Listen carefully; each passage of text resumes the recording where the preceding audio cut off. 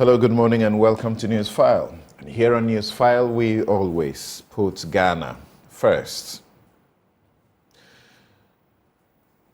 In 2020, a matter became very prominent as civil society organizations, starting with the Transparency International, the Ghana Integrity Initiative, and the Anti-Corruption Coalition of Ghana, decided that on the back of the report by Martin Amidu, the special prosecutor, indicting the government of a corrupt deal in the Agyapa mineral royalties project, they will seek some relief from the ECOWAS court. This is the deal that initially the Attorney General then, Gloria Akufo, flagged a number of issues.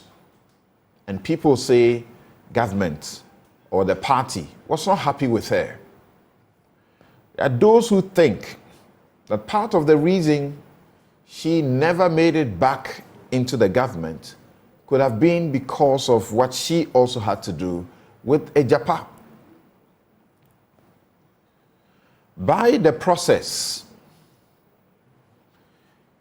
because the country was unable to list on the London Stock Exchange by a certain time in that year, the agreements, controversial agreements, lapsed, meaning the project was botched.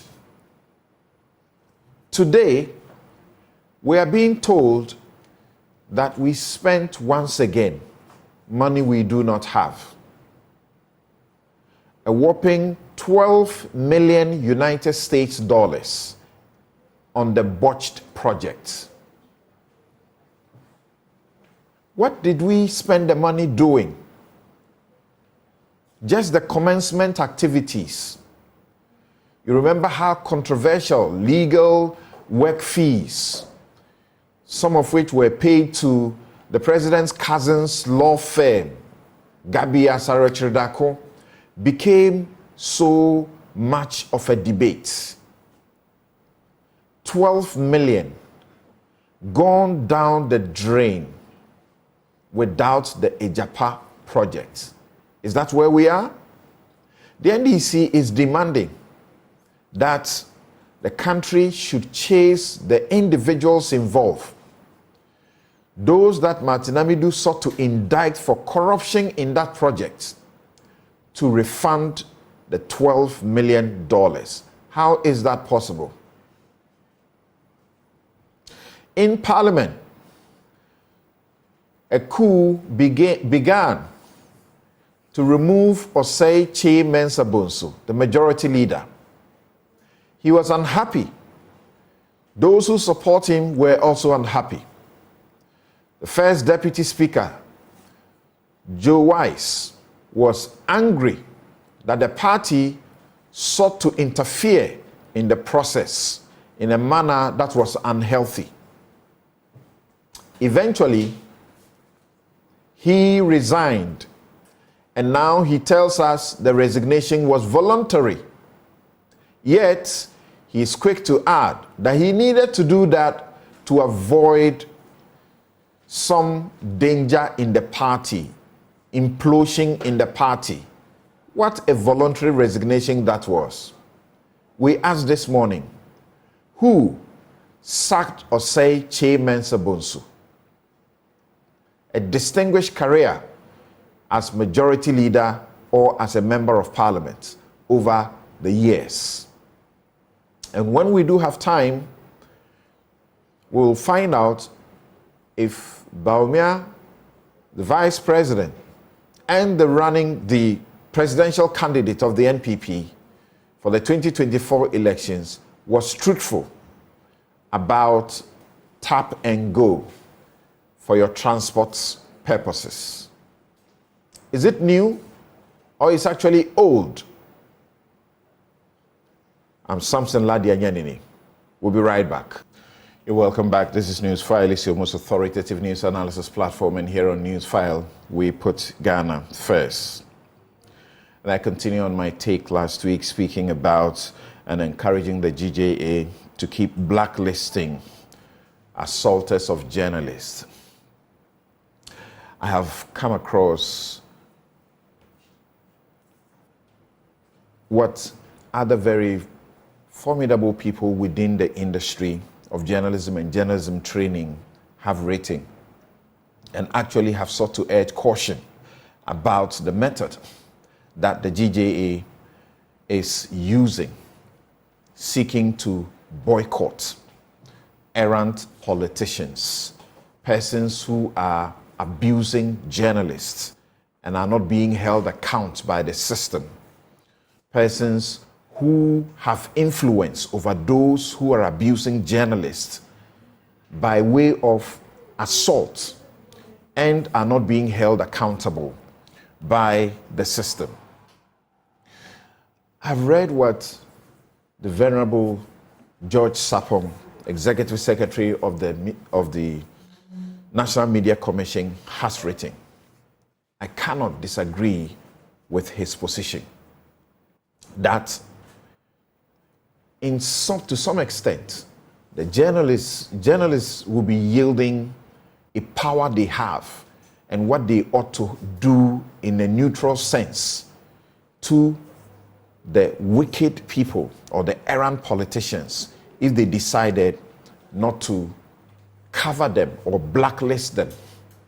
So if they did wrong, will the media cover it after you have blacklisted them? If they were involved in some corrupt deal, will the media seek to expose it because the people are entitled to know?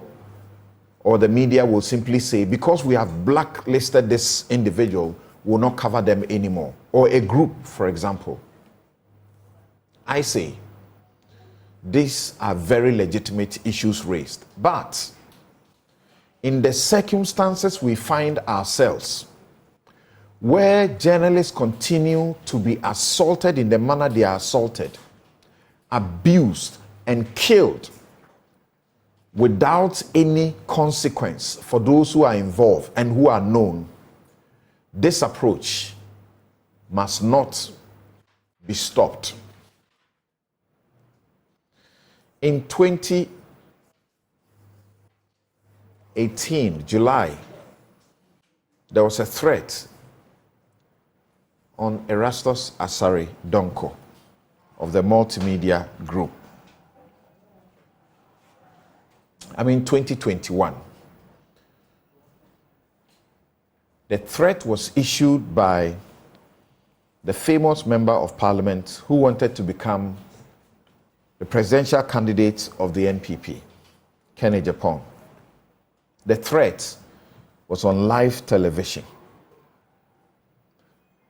I cannot repeat the things he said.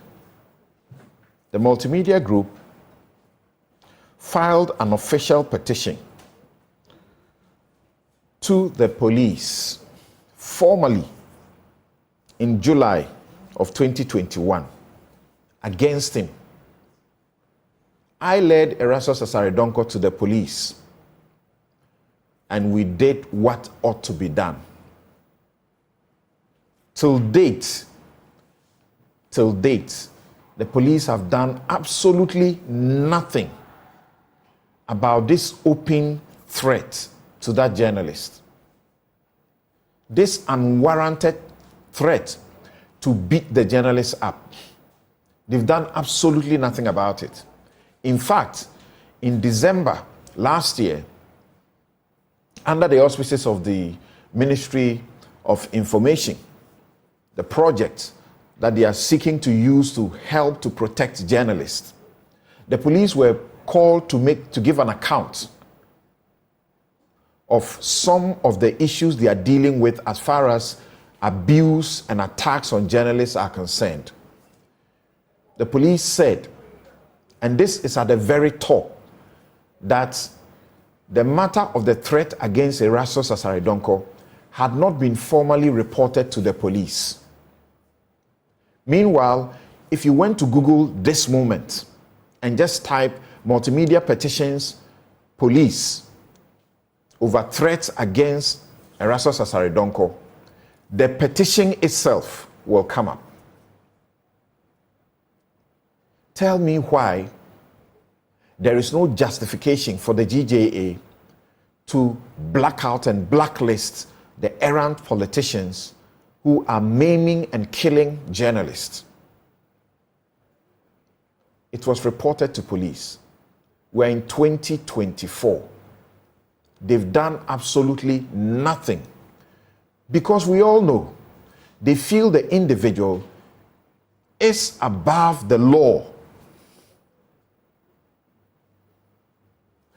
You are aware that journalists from the modern Ghana Online, particularly the editor, Samuel Emmanuel Agyapa,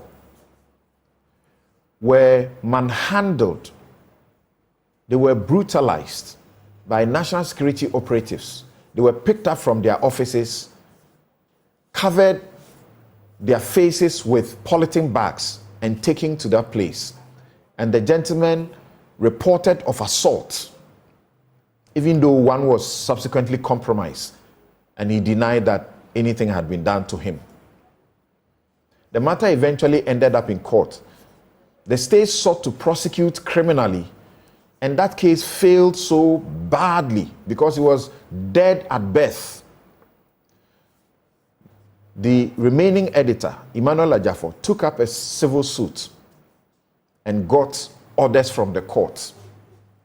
As we speak today, almost 2 years into the court issuing those orders, and national security has not been bothered to pay the compensation and return all the gadgets that they seized from him, because they feel they are too powerful even than the courts. Tell me why the GJA should not use a convenient and simple mechanism like this one to protect its members. And that is my take. We'll be right back. You're welcome back. This is Newsfile. It's your most authoritative news analysis platform, and here on Newsfile, we put Ghana first.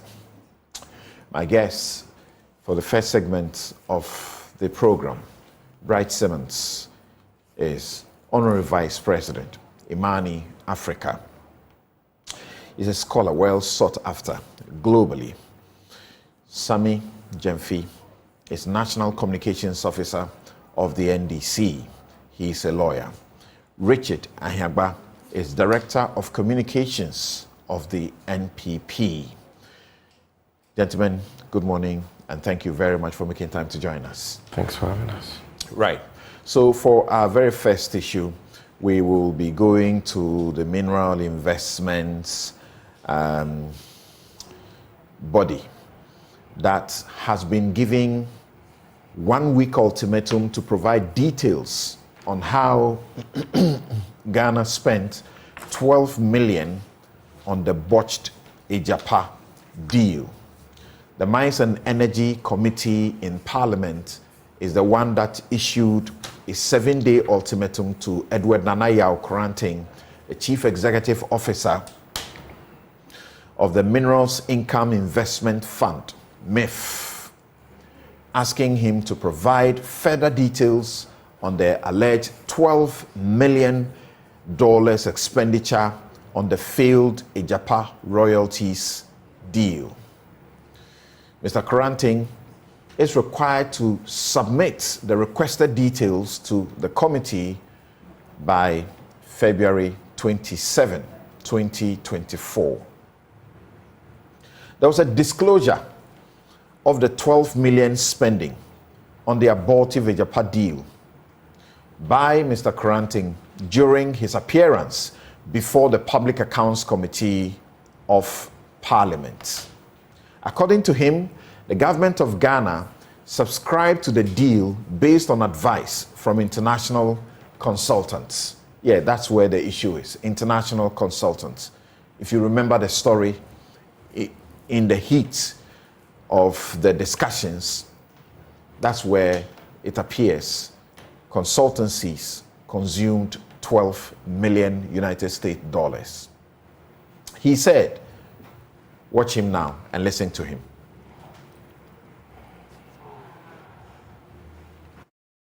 Which is a royalties company and fully owned by the Minerals Income Investment Fund. As honorable members are aware, this was put on hold. The main reason for Agyapa was to have the IPO done, both in England and Ghana. But for quite a number of factors or reasons, the president advised that this be put on hold. So Agyapa is on hold at the moment. We are not proceeding as of now. With regards to... a follow-up to that. Yes. Has the MIF made any investment or no expenses in relation to the setup of the Agyapa? Yes, Honorable Chair. Definitely, because this was an IPO, and as honorable members are aware, for every IPO, consultants, etc. come in. The establishment of an office in the United Kingdom and also in Ghana, etc., come into place. So there have been expenses. The whole idea was for MIF to be reimbursed after the IPO. But as the IPO is now suspended, we until that suspension is lifted, we can't move on with Agyapa. How much have you spent so far in relation to Agyapa? I'll get the exact figure, but it should be circa, should be around 12 million. 12 million, yes. Dollars? $12 million, right? $12 million. Okay. Yes. Which is hanging now? Yes, Honorable Chair. 2 million in establishing Agyapa. Now the president has advised that we should suspend it, or you should suspend it. We didn't suspend it because we didn't establish anything. At the end of the day, if Agyapa is not able to carry out its objects, will you consider that we would have incurred a loss, financial loss in this transaction? Thank you, Honorable Chair. Agyapa, the expense was towards an IPO. So it is important that the MIF and Agyapa and even Ministry of Finance look at how we could even use the company, it being a royalties company, for other purposes. So the IPO, for such an extensive global IPO, usually such expenses have to be incurred for you to have an IPO. Unfortunately, in the investment bank, well, this is what happens. So it is up to us to look at how we strategize in using this as a royalties company. Right. So if you remember, there was a special purpose vehicle, SPV, domiciled out of Ghana's jurisdiction. That is in the British Crown Dependency, Jersey. And the special vehicle was called Agyapa Royalties Limited. Initially, it was Asase Royalties Limited. Now, the allegations at the time were that because the entity was going to receive the perpetual right of 75.6% of Ghana's royalties from 48 gold mining leases, comprising the vast majority of Ghana's gold production. The deal was problematic. There were shares to be listed on the London Stock Exchange to raise $500 million in capital from the listing in exchange for gold royalty rights. Ghana was to raise around 500 million in capital from listing 49% of the shares in Agyapa Royalties, valuing the rights at around $1 billion. You remember we engaged Imani and other people continuously on this show, and they said this was vastly undervalued that the assets were vastly undervalued. This country's mineral royalties were vastly undervalued. According to Imani, at the time, they said that the IPO, for it to be profitable, it must generate at least 2.5 billion. 2.5 billion instead of the 1 billion assessment. So this is where we have come.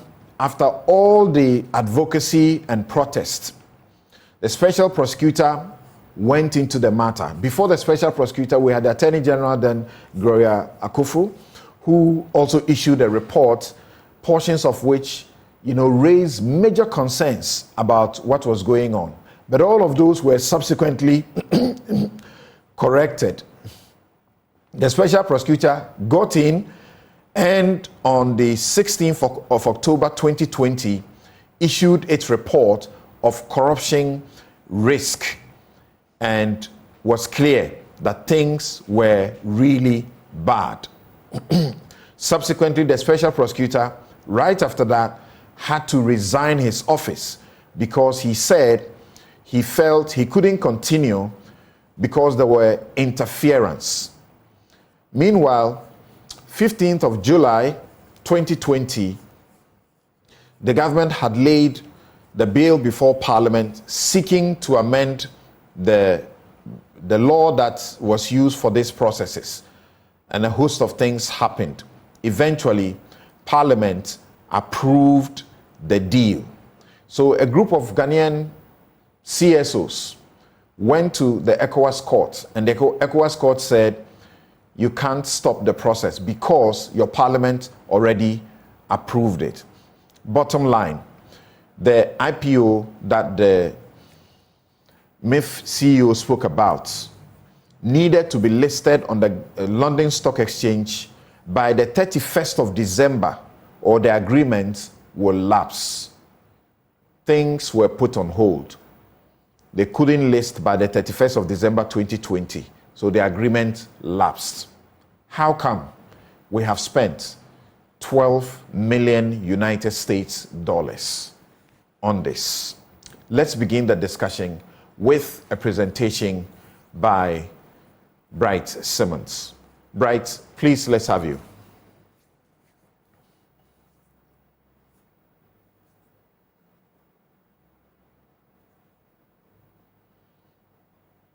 Hello, Bright.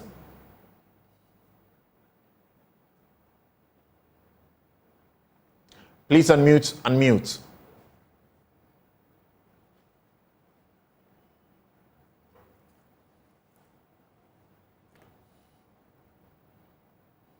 Okay, we're just getting some little challenge with Bright's connection, but we surely should get that fixed and get to that immediately.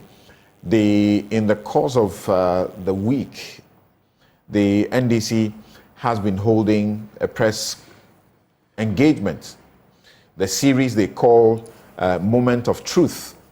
And during that, they raised a number of issues about the Agyapa deal and spoke about how it was important to recover this money, or a substantial portion of it, to assist this country.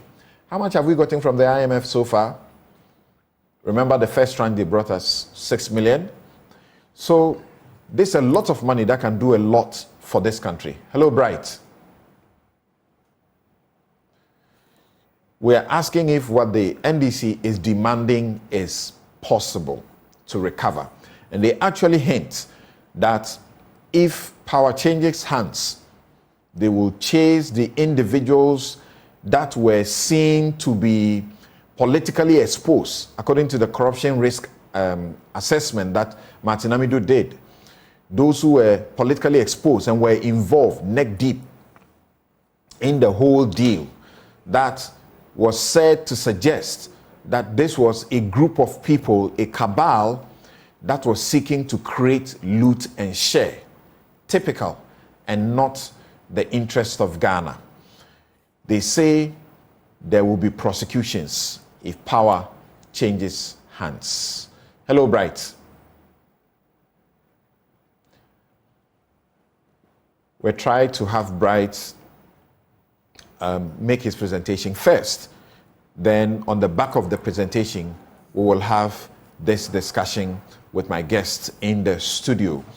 The NDC suggests that if we recovered maybe even just half of this money, it will take care of so much of our needs, very many of our needs.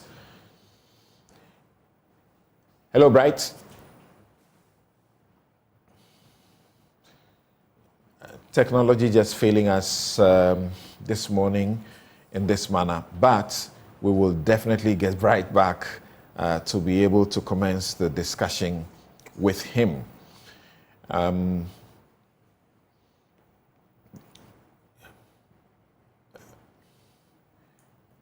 Okay, I'll try and see how we get Bright as quickly as possible so that we begin the discussion. We certainly must begin with him laying the background and bringing all the facts, some of which you may have forgotten over the period, and what is the real thing at stake. The NDC in its press statement said that the John Dramani Mahama, if he's able to form the next government, will investigate the stinky 12 million Agyapa scam, retrieve all illegal payments made under same, and ensure that all the perpetrators are prosecuted. The day of accountability is fast approaching, and no one found culpable will be left off the hook by the next NDC Mahama government. This is a solemn pledge and our charge to keep when, by the grace of God and the Ghanaian people, the NDC assumes the reins of government in 2025. He said, we call on the Ghanaian electorate not to allow President Akufo-Addo and his corrupt cabal of family and friends to install as president their Dr. Bawumia, whose sole mission is to cover up the many ills of this remarkably corrupt administration and insulate wrongdoers, including himself, from prosecution. Do we have Bright on now? Okay, right. Hello, Bright. Hello, can you hear me now, Samson? I can hear you very clearly. Please, let's go on. Beautiful. Apologies for whatever it was. Thank you for having done a very good job yourself, laying out the context. That makes my work easy. What I'm going to do is maybe highlight on a few of the things that you did not stress on as much as perhaps we think is necessary for the conversation. Let's remember that officially, as far as the government's position is concerned, Agyapa is still ongoing. That is, the government intends to still do Agyapa, because the last set of communications that have come from the government in respect of this matter, that is before the MEF CEO spoke in Parliament, was to the effect that the government intended to power through with Agyapa. You recall that when this current board of the MEF, the Minerals Investment and Income Fund, was being inaugurated, the Minister of Finance issued an instruction to that board that they should go ahead and do Agyapa based on advice that they had received. They'd also issued a press release in which they stated as a ministry that the president had given them some advice on how to restructure Agyapa and pursue it. So we have to bear that in mind. So those of us that are opposed to that transaction, for us, an ongoing campaign to convince the Ghanaian public that we must force the government to end this Agyapa charade. And this is just a good opportunity to recap the reasons why we think Agyapa is such a problem. The first issue was that the way Parliament was treated was indicative of the total lack of respect for accountability that characterizes projects like Agyapa.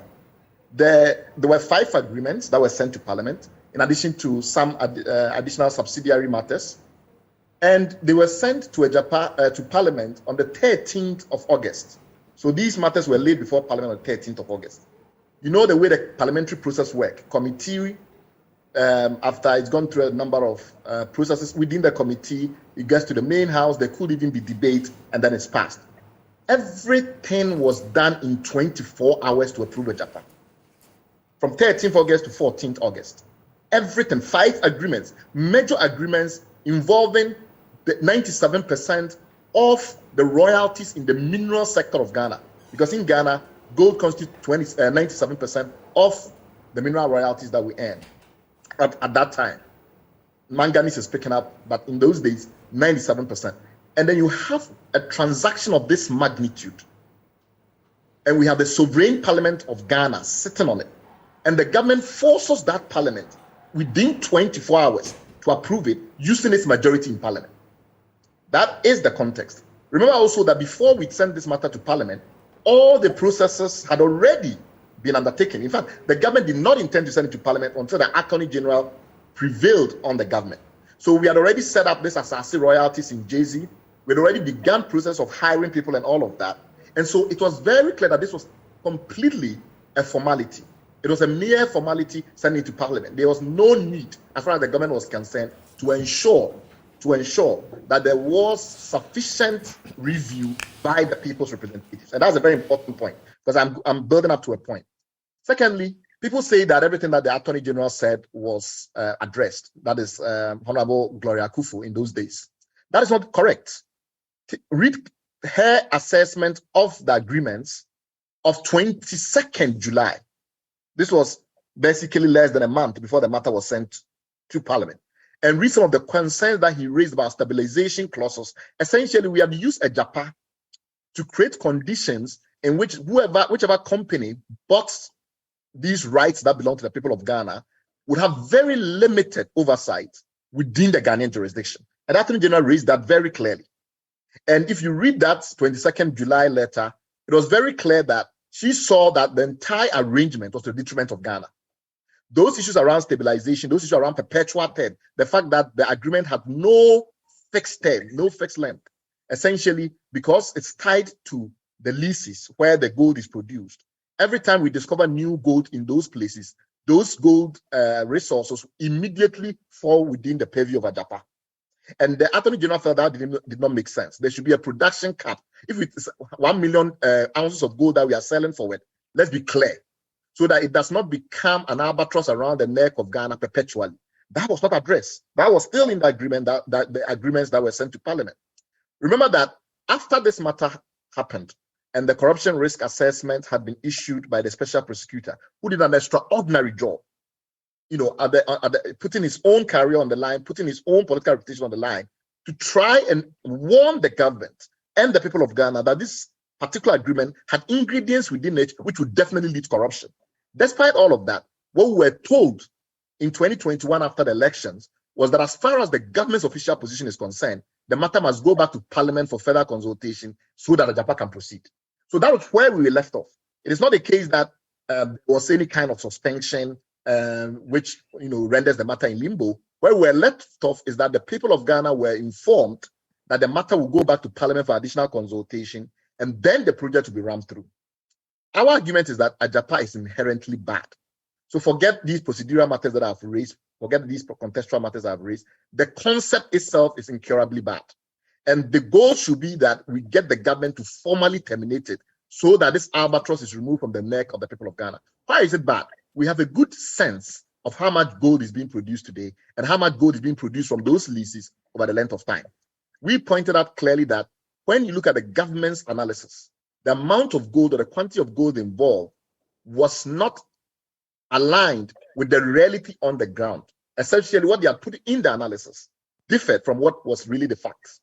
If you look at the prices, the average prices over time, and the analysis that we made that $1,800 was a reasonable price, have been borne out since then. Gold prices are today above $2,000.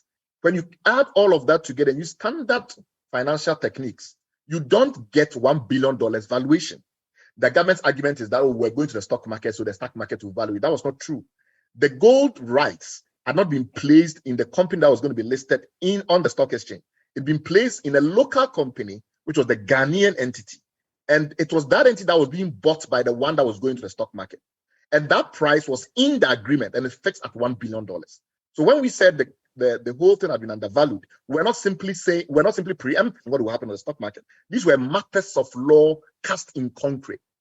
Secondly, to simplify the transaction, think of it simply as selling the gold forward. We get a certain quantity of gold because we get 5% on average of all the gold that's produced in this country. Whether or not the company makes a profit, we get a fixed amount when gold is produced. Often we receive it in cash, but we could as well receive it in gold. And gold purchase program is a way in which that particular thing is made manifest, which is that we have a certain portion of the gold that is produced in this country. We want to sell that gold forward. So we want to sell it forward so we can get some money today. What is the implied or implicit price in selling it forward? That was the analysis. And the implicit price in Agyapa was $200. As I've explained to you today, gold prices are above $2,000. So that already gives you a sense. Why is it $200? Well, why is it less than the market price? Less than the market price because we are getting the money today instead of in the future. So what you do is you compare it with other similar transactions and say, what was the implicit price of gold in those transactions? So we look at several transactions around the world where this principle of streaming, where gold income in the future or gold revenues in the future is received today. And we say, what was the implicit price of gold in those transactions? And we found out that in the case of Ghana, this country was being cheated because the price in our transaction, despite all the other advantages, which is that the volume is not capped. So anytime a new discovery is made, that gold is made available to the company. Despite all of that, we're still selling the gold for $200 into the future.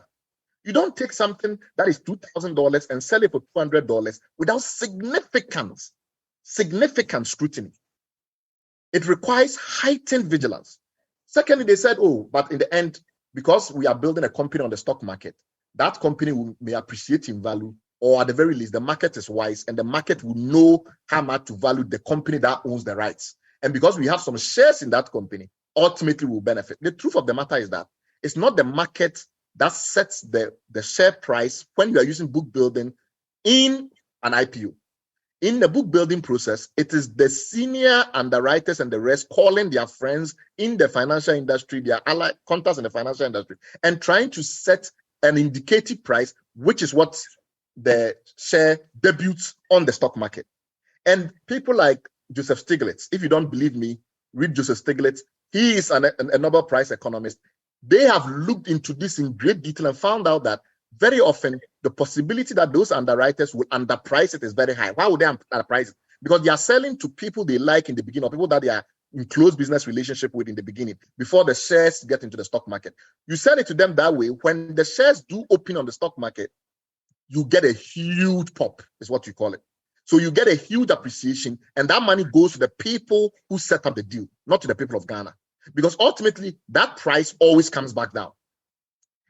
We looked at a lot of streaming companies which are listed on the stock market and shown the trajectory of their stock prices. Invariably, almost 90-something% of them had seen a pop and then significant depreciation. So even this thing put it on the stock market is not an efficient way to do what we wanted to do, and I'll prove that in a second. Secondly, because the underwriter sets the prices and allocates shares and the rest of it, there's massive room for collusion. Now, coming back to the picture of the money that you have mentioned, the $12 million, there are 2 points to bear in mind. One is that IPOs are very expensive. Putting a company on the stock market is very expensive. Nobody doubts that.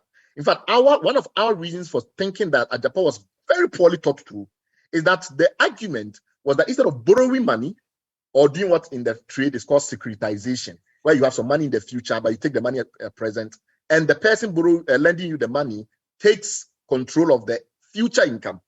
That transaction, the argument was that such a thing would be too expensive and using equity would be better for Ghana. So we said, what is the implied price of this transaction? Essentially, what is the implied interest in the arrangement we are making? Because what we are doing looks like borrowing money, because we are taking the money up front, and then in the future, money that will have come to us will go to someone. That's very similar to interest. If we had done that in the normal markets and we had gold and just a collateralized gold transaction, because we have gold income in the future, like we did with Esler and the rest, we could have done a deal for maybe 6% or something like that, because it's fully collateralized. Now, here is the challenge. In Agyapa, we're going to get $500 million.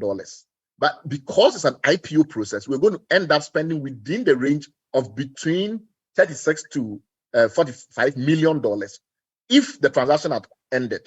So you take that out of what you were going to get, and that gives you a sense of the interest that we would have incurred if we had gone the Agyapa route instead of simply going to the market saying we have some gold, we want some money up front, give us that money and collateralize it to the boat. It is like 3 or 4 times more expensive going the path that they took than simply going and borrowing the money. And that's very important. The second thing is the fact that in the current complaints that have come forward since this disclosure was made about how much we've spent on Agyapa, we forget the fact that this is not everything. The underwriting fees have not yet come. So when you look through the list, you see that all the investment banks and those kinds of things are not yet mentioned. Those monies will be paid if Agyapa goes through. But the question is, have we paid them any money or have we incurred any liability? That has not been disclosed. So all the Merrill Lynch's and all of those things that you were hearing, all those investment bankers sitting in London you were hearing, were they doing this for free? That is not in there because the argument is that it went through Imara. We don't have any disclosure of the full list of entities that Imara paid. That is why you don't see some of the Ghanaian investment banks and others that in their discussions, we all know were part of the transaction, African Legal Associates and the rest. You don't see them here because that full list is not yet out. We also argue that if this had continued and Agyapa had been consummated, what would have happened is that Ghana would have lost control of its assets. So any future government will not be able to rely on, on mineral royalty income, which today is almost 30% of all our minerals revenue in the country. Now, you are going to tie the hands of a future government in perpetuity. Money that comes to the country and is used to fix roads and things like that. One government is going to go and borrow just $500 million and give it up for eternity using a stock market process, which will have led to a situation where the independent directors control everything and we don't know who these directors are. There were some options on the stock market to use the sovereign listing process. This government refused to use that process. They used the normal listing process. And when you look at the rules and the agreements that we were going to have, we forced Parliament to ratify. It says clearly that the power to take decisions, including how to spend dividends and things like that, were going to be in the hands of a very small group of directors who none of us have ever been introduced to. Secondly, because it was listed in this JC Trust location, we would never have known who the real owners are because they will have used trusts. And by using trusts and nominee companies, there is no way you can go to the stock market and find out the real owners. So this notion that because of the stock market, we'll know who own it and etc. was completely misleading and completely untrue. In fact, there have been investigation in the US Senate and others, which we disclosed during the period of the advocacy, that shows that one of the greatest ways to hide ownership of equity was to use tax haven jurisdictions with strong secrecy requirements like JC, and then use trust entities where you put the shares through a trust entities, use nominees to disclose that to the stock market. Go and look at Atlantic Lithium, for instance, the company getting our lithium, and look at the list of owners. You see that they're all nominee companies. It doesn't mean that there's anything wrong, but I'm just saying that you will not see the owners of the company if you went to the stock market. That is not correct. And so we would not have known who controlled Agyapa. More importantly than not, above everything else, we didn't do Agyapa in 2020. It's now been 4 years. The amount of money we've generated from gold since then, just for the last 2 years, is 70%. If we count from 2020, we've already got the $500 million that we're going to get, and for that reason, was going to hold hostage gold revenues that future governments will use to develop this country. We've already ended since the 2020. If you take $150 million as the average royalties intake a year, that's $600 million.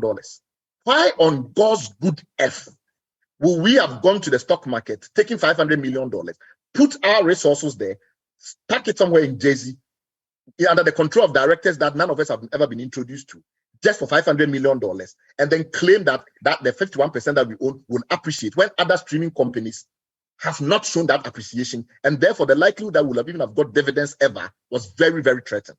How on earth will we have done that? That is the point. The issue is not just about the $12 million spent. More will be spent. We think 3 times more will be spent if this process continues to the end, because they have to now pay underwriters and investment bankers. And for that reason, and given the fact that we think it's incurably bad, the government must formally tell us they've stopped pursuing Agyapa. That is the issue, Samson. One or two questions for you. We know that in 2023, the ECOWAS court delivered a judgment in the matter that the CSOs, Transparency International, which was eventually disqualified in the process, Ghana Integrity Initiative and the Anti-Corruption Coalition of Ghana, the matter that they took before the ECOWAS court the court gave a judgment in favor of the government. And we know that government communicators have used this judgment as a victory song, so to speak, to say that there was nothing wrong with Agyapa. And so it confirms what they were saying all along, that you, the CSOs, were getting things wrong. For example, there were allegations that Gabriel Asarochiridako's firm benefited in excess of $2 million and so on. He came public to correct that, to clarify that. And he said that his firm got only about $103,000 and it was not paid by government. It was paid by the main transaction advisor, to his firm and not to him, so to speak.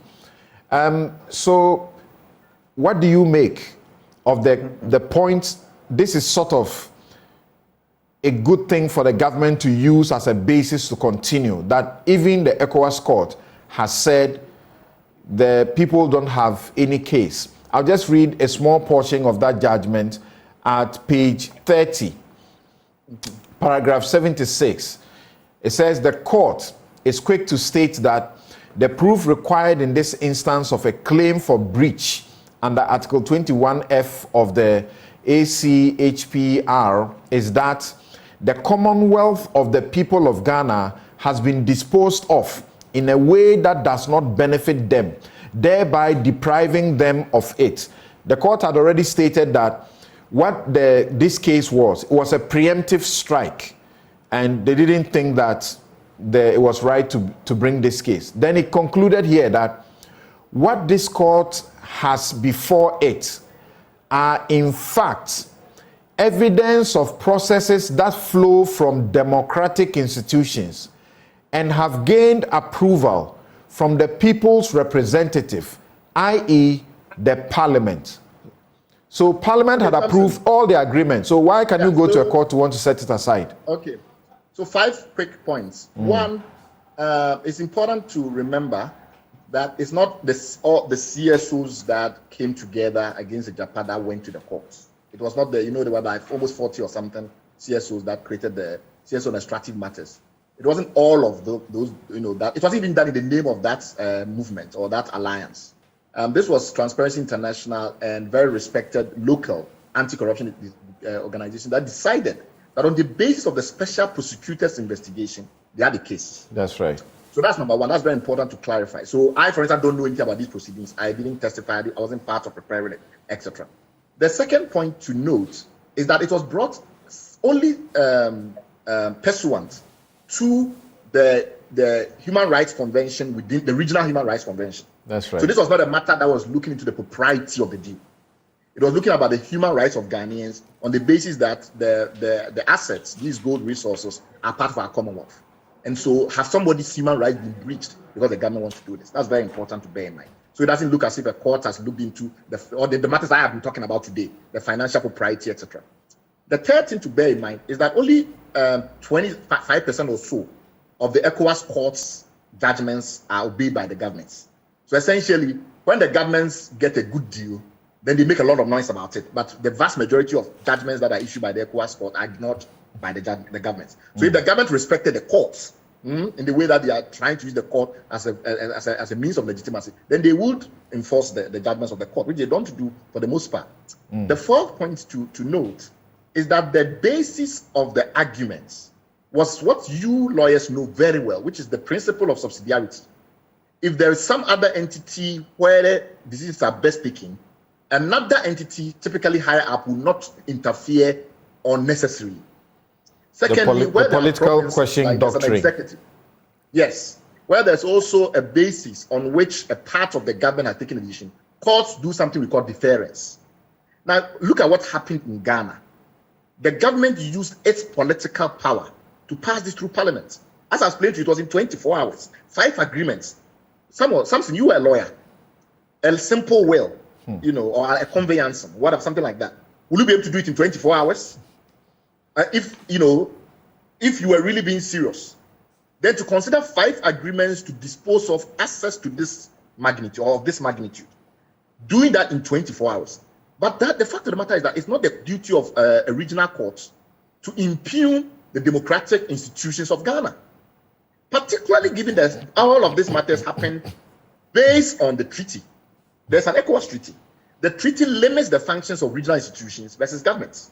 So if a government in Ghana has sat down, gone through all the processes and managed to use law to achieve a particular end, you think a regional court, based on the Human Rights Convention, is going to try and overturn it? It's not going to happen. Right. So we did not expect, that a court of that nature will try and stop something like that. Even Ghanaian courts perhaps will not, but I think the people of Ghana should. Right. My second question is, when the NDC demands that there ought to be recoveries of the $12 million spent, is this something, a demand you think is reasonable, and it is something that can happen? The demand flows from that extraordinary work that the special prosecutor, Honorable Martin Amidu, did during that period. That demand flows from therefrom. The government's response, the special prosecutor's corruption risk assessment, was extremely legalistic. It, in effect, tried to prove that because powers exist, those powers can be used anyhow. So, for example, a deputy minister can sign because the law allows that to happen. We went to Parliament and got an amendment, etc., etc. That was not the basis of the special prosecutor's assessment. It's about the fact that everything was done to ram this through, even though it was against the interests of the people. And there were reasons, as I've given, some of them that I've given, that suggest that Agyapa could be a conduit for massive corruption, the way it has been designed. That matter was never addressed. Look at the Ministry of Finance's response. Read it carefully. They don't tackle any of these things. Everything they did was to try and establish that they had a power by under law to do the things they've done, and they've done them.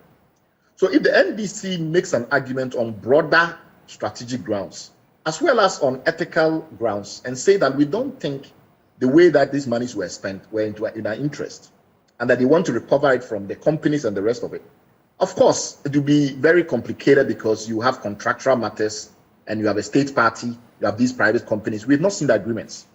The starting point for the NDC will be to call for the agreements between all of these entities and the subsidiary agreements between those companies and all the subcontractors, not all of whom have been disclosed. That's number one. Number two is to ask for the compliance history of these companies, because they were still set up in Ghana, in JZ, etc., etc. What is their compliance history? Number three, to ask for the liabilities that are still being built up. Because remember that when you set up a company, there are compliance costs that continue. I think the NDC can do a much more systematic job before it gets to the point where it can do recoveries. It needs much more information. And I asked that question also bearing in mind that once there was no listing on the London Stock Exchange by the 31st of December 2020, the agreement had lapsed. But the agreement can be reinstated because within the agreement were provisions that allow for reinstatement of the agreement based on mutual consent of the parties. But remember that, who are the agreements with though? A lot of the agreements were structured between Agyapa in JZ and Agyapa in Ghana. People forget that. Some of them, of course, structured with state entities like the MIF and the Bank of Ghana and others. If the government insists that this is a good thing, and it wishes to reinstate those agreements, it can reinstate them by having those agreements re-signed. But the point we are making is that the whole Agyapa idea is incurably bad. We should not take all the most assured income. You know why I say it's the most assured income? Government gets royalty money, whatever happens in the international market and whatever happens to the companies. The rest of the money we get, corporate tax and the rest, are dependent on volatile factors. For that reason, every government in the future can only rely on the royalties when it comes to real forward planning. So to take all of those, sell it forward at $200 an ounce, and use that money for very little, because $500 million is not going to do much for you. As you explained yourself, Samson. What will $500 million do for a country like Ghana, where at one point last year, we're getting $23 billion in forex throughput through our banks? $23 billion of forex in the first half of 2023 went through our banks. This is not a country that $500 million can make a material difference to. Why will you sell forward our gold for $200 an ounce when it sells for $2,000 today, just for $500 million. Right. It doesn't make any sense. My final question to you briefly, you have done and have been consistent about the assessment and how we are selling Ghana cheap, our royalties cheap in this respect. Yes. Beyond that, you know, some of the things that actually got the debate very heated and suspicious was the involvement of the law firm of Gabi Asare-Chidako and the role of Yao Safomafo's son. Is it not possible to look at things from the way you look at them without looking at the individuals that are politically exposed and allowing that to cloud, you know, the opportunity of a fair assessment of the process? So as we've stated, the procedural lineage of this entire transaction is contaminated. The way it went about, you know, forced through parliament, etc. The special prosecutor did an extraordinary job. It was a very technical piece of work, but most people are not taking their time to read it, to uncover procurement bid rigging, which in this country is very hard because of the nature of our procurement institutions. The PPA will approve anything you send to it if you are politically powerful enough. It's a completely worthless institution at this point. So when you use the PPA law and things like that in the current institution and the rest, you can get any result you want. What the special prosecutor did was to extraordinarily and excellently unpack that procurement rig agenda. And some of that was exacerbated because you had politically exposed persons. I'll give you a simple example. Why can you claim that? How can you claim that Agyapa was being done in our interest as Ghanaians? And up to today, nobody has ever disclosed the directors of Agyapa. You, Samson, you were a very prominent journalist in Ghana. If I ask you who are the directors of Agyapa, do you know? If I ask you who are the officers of Agyapa, do you know how they got there? How was this conferring recruitment that they said somehow managed to land on the desk of the son of the senior presidential advisor?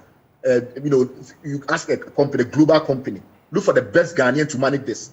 And they look across the country. They find someone, another investment banker, no background in minerals or mining, hasn't run an IPO company before, etc. But somehow he's politically exposed. I think all of these matters must be properly inquired into. How did they recruit those people? They said they paid $1.5 million to them already, the staff of Agyapa.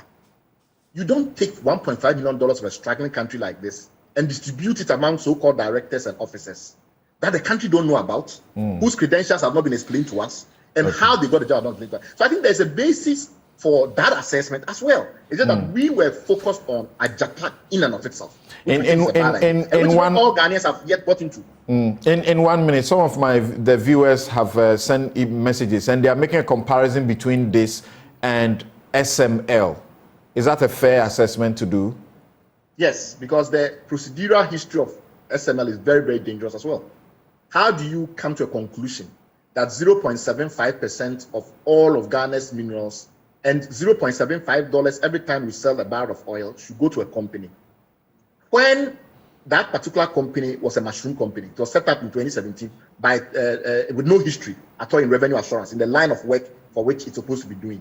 All the revenue assurance auditors in Ghana who have been doing revenue assurance work for telcos, for mines, etc., we didn't find any of them. Somehow we managed to source a big contract like this to a timber merchant and entitle that timber merchant to 0.75% of all our mineral revenues. How much does the government get in royalties? 5%.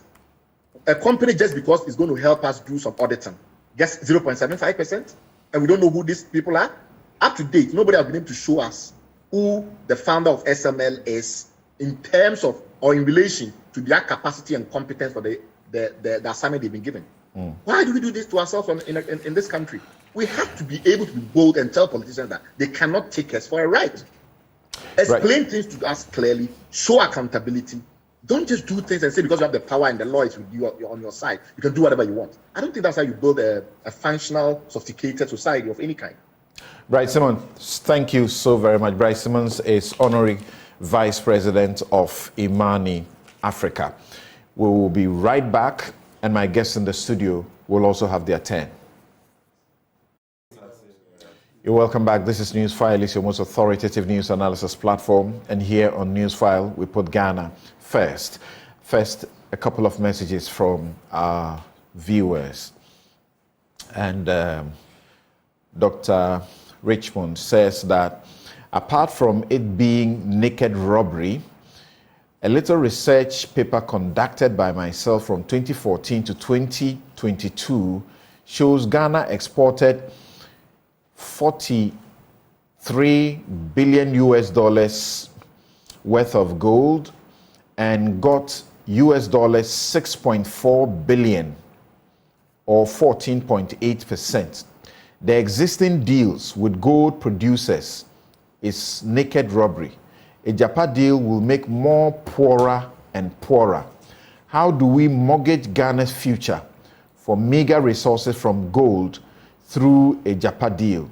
This is naked robbery and has to be stopped. Then PK in Elembele says, why on earth will leaders of a country decide to collateralize our gold for 500 million US dollars in such a fictitious deal? Private firms of government leaders will definitely offer advisory role, consultancy services, just to let the deal go and receive their percentage cut. Heads will roll when the reign of power changes in Ghana in 2025. Why is this government so bent on this Agyapa deal? Matters of this deal have a huge risk implication to the country. This is not an efficient business decision to help this country. From bank guarantee to insurance guarantee with respect to PDS, Agyapa deal, why didn't the team get... Okay, so thank you. That's a long enough message. Prince Henry in Koforidua says, same NPP that in opposition criticized soul sourcing is now practicing more soul sourcing in power. Hey, NPP, ye cobra ampa. This is why Ghanaians must vote out the NPP for them to account to us after the new government led by John Mahama has taken over on January 7, 2025. The fact is, the NPP, led by Dr. Bawumia, has institutionalized corruption and made corruption one of their sole interventions. Hey, party here sika ampa. Agyapa royalties is just one chendi and nothing more. Agyapa royalties is a photocopy of SML. Simple. The future is pregnant. What does that mean? Now, Musa Abator in Sawase says, thanks to people like Bright Simmons, they have been consistent in providing loads of documents to back the claims that a Agyapa deal is not going to benefit Ghanaians. Anybody who is supporting this stinky deal don't wish Ghana well. Even before the contract sees the light of day, $12 million of taxpayers' money has gone into private pockets. Corruption at its peak.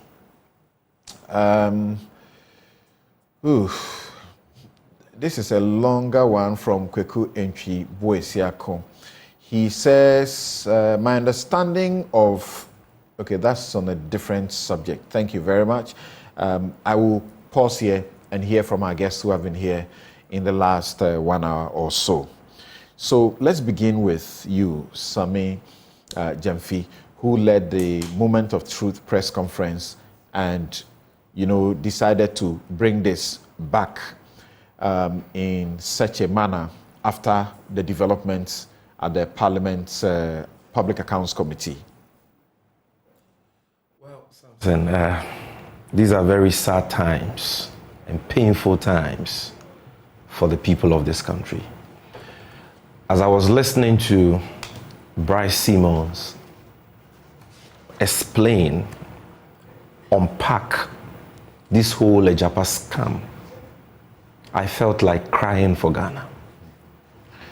And I felt so because it is heart-wrenching for our duty bearers, the very leaders that we have elected and trusted with our mandate and with the responsibility to manage our limited resources and to apply same judiciously for the benefit of all of us, to come together to shortchange the way, in a manner, this whole Agyapa deal sought to shortchange the country, as explained by Bryce Simmons. He has set the context right. You have done so as well, so I won't waste time on that. The bottom line is that for us in the NDC, we hold the position that the Agyapa deal was and is inimical to the interests of the Ghanaian people. Because what it basically sought to do was to sell forward our mineral royalties for a pittance and at a grossly undervalued price, as posterity has shown. If you do the analysis of what they sought to do, we're virtually giving our gold resources for $200 per ounce, when today posterity has shown that the price is $2,000 and above. So clearly this was a ripoff, and it was going to deprive future governments of critical mineral royalties for the development of this country.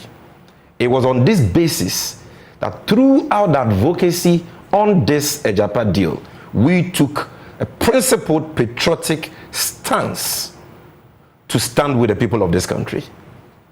That is why we boycotted the approval process, which was a sham in Parliament. And that is why our then flag bearer, who is still our current flag bearer, back then promised to abrogate the Agyapa deal if he had been elected in 2020. Well, that position has not changed. But today, what is of concern to us, what we are totally appalled and disgusted by, is the disclosure, the shocking disclosure by the CEO of MEF before the Public Accounts Committee of Parliament, to the effect that about $12 million, equivalent to 153 million Ghana cedis, which is equivalent to 1.5 trillion old Ghana cedis, has been spent on the botched, aborted Agyapa deal. That is what is of concern to us. That is what we are shocked and totally scandalized by.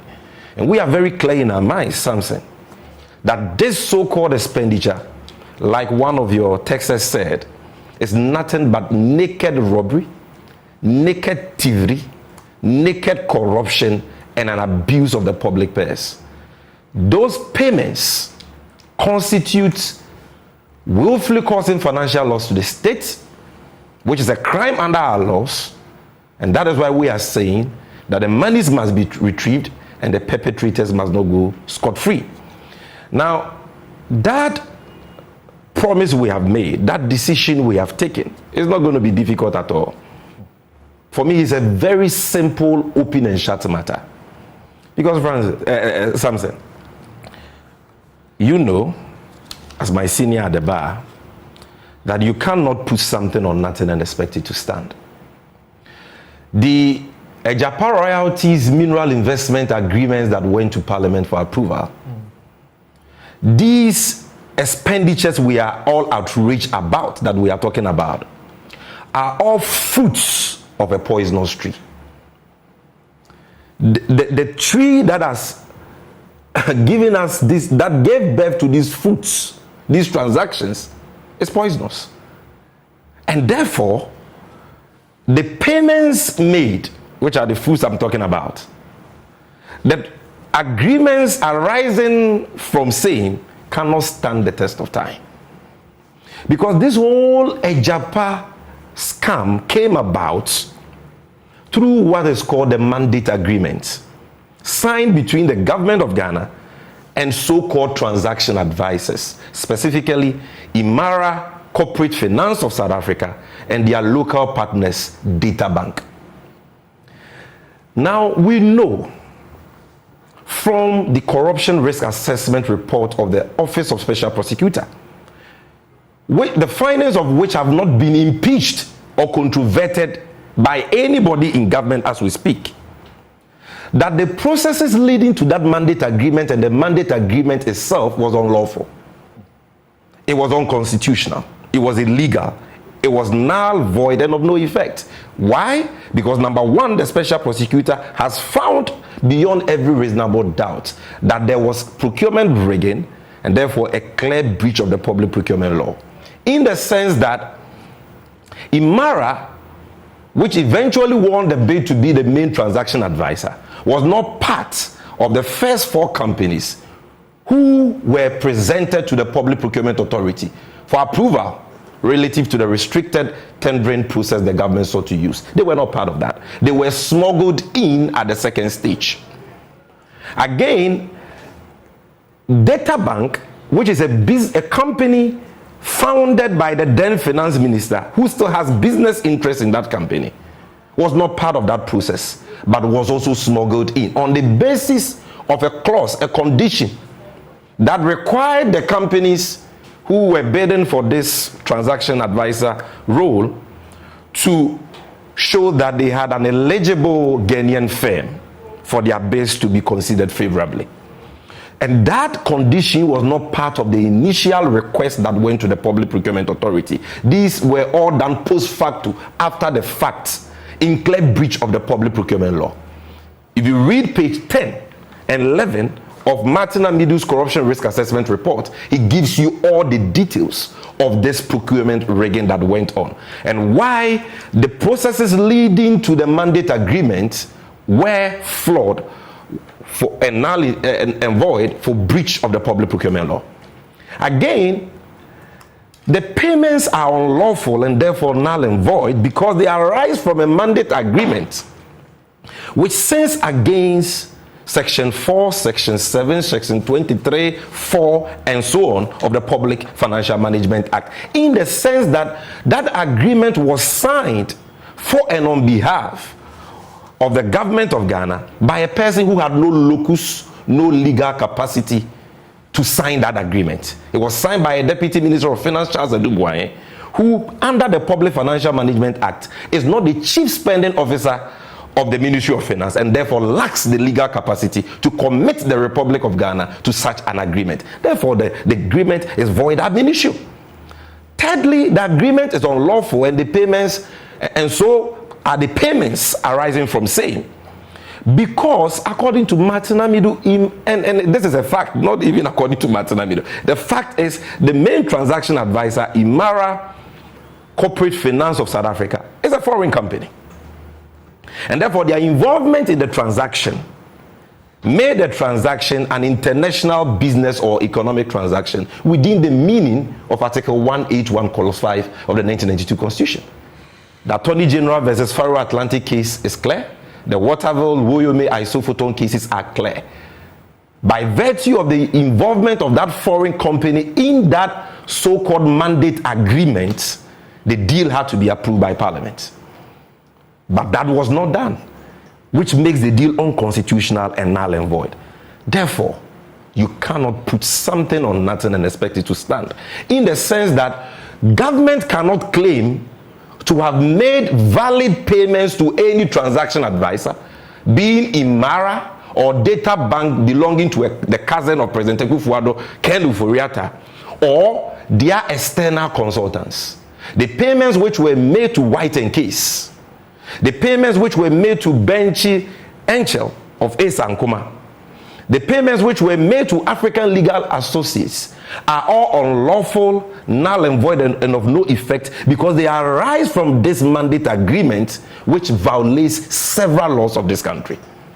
And so to that extent, the state must recover these monies. And we need to do so not only because the transactions are unlawful, but mainly because Ghanaians have not benefited anything from these transactions and these payments. There's been no value that has accrued to the people of this country for the 153 million Ghana cedis that has been wasted on this transaction. I do not want to suggest that every matter must be litigated in a court and very sensitive politically, inclined issues should be left with one judge or 2 or 3 judges to determine our fate. Yeah. But you make judicial pronouncements. You say unlawful, illegal, unconstitutional, null and void. There is no judicial pronouncement to that effect. Just like when Atayi was terrorizing everybody in this country, there was no judicial determination at the time that he was an armed robber, but we knew he was an armed robber. You understand? You don't become an armed robber after the judicial. You become an armed robber based on your acts. Before we can even take you to court for armed robbery, we should have evidence, and we should have taken the position that based on the evidence and the facts, you are an armed robber.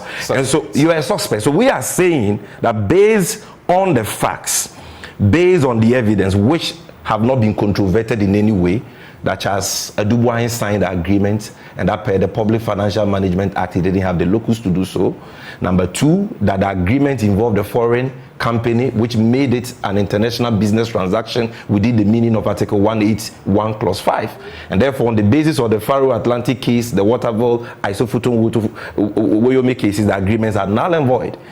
Again, the fact that the transaction involved procurement rigging, because it is a fact that Imara was not part of the first 4 companies that were shortlisted and presented to the PPA for approval. Neither was Data Bank part of that process, and so on. And the fact that the one who had overall oversight responsibility over the procurement exercise was the finance minister, who had a business interest in Data Bank, whose foreign partner was selected as the transaction advisor through that opaque procurement process. So to that extent, we as a political party hold the view that the transactions, specifically the mandate agreement and the processes leading to same, are unlawful, null and void, and of no effect. For which reasons any payments made under same are unlawful and recoveries. Exactly. Okay, and then there will be prosecutions. Prosecutions, exactly. And we are saying so that apart from it being unlawful and all that, I mean, what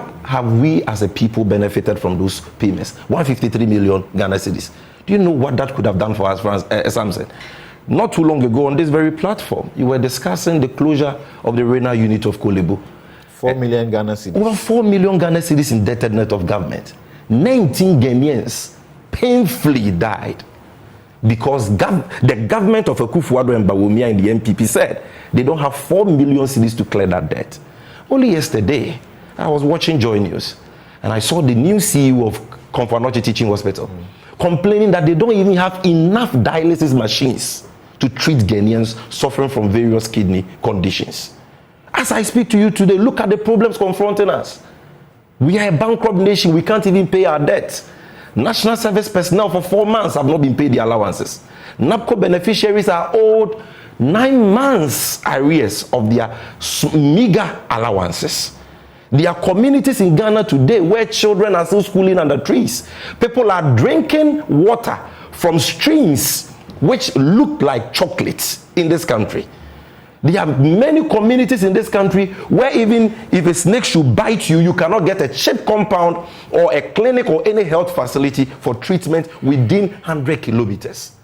And you take 153 million cedis and waste it on something that you yourself, you have abandoned, you have suspended. We don't know the state, the thing is dead underwater.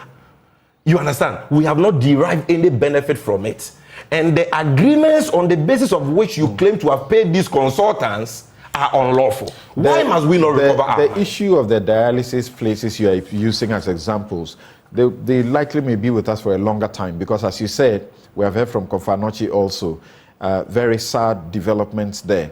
There should be about 100 machines like that there. Kolebu should have these machines in their hundreds, but we can't seem to afford them to put them there.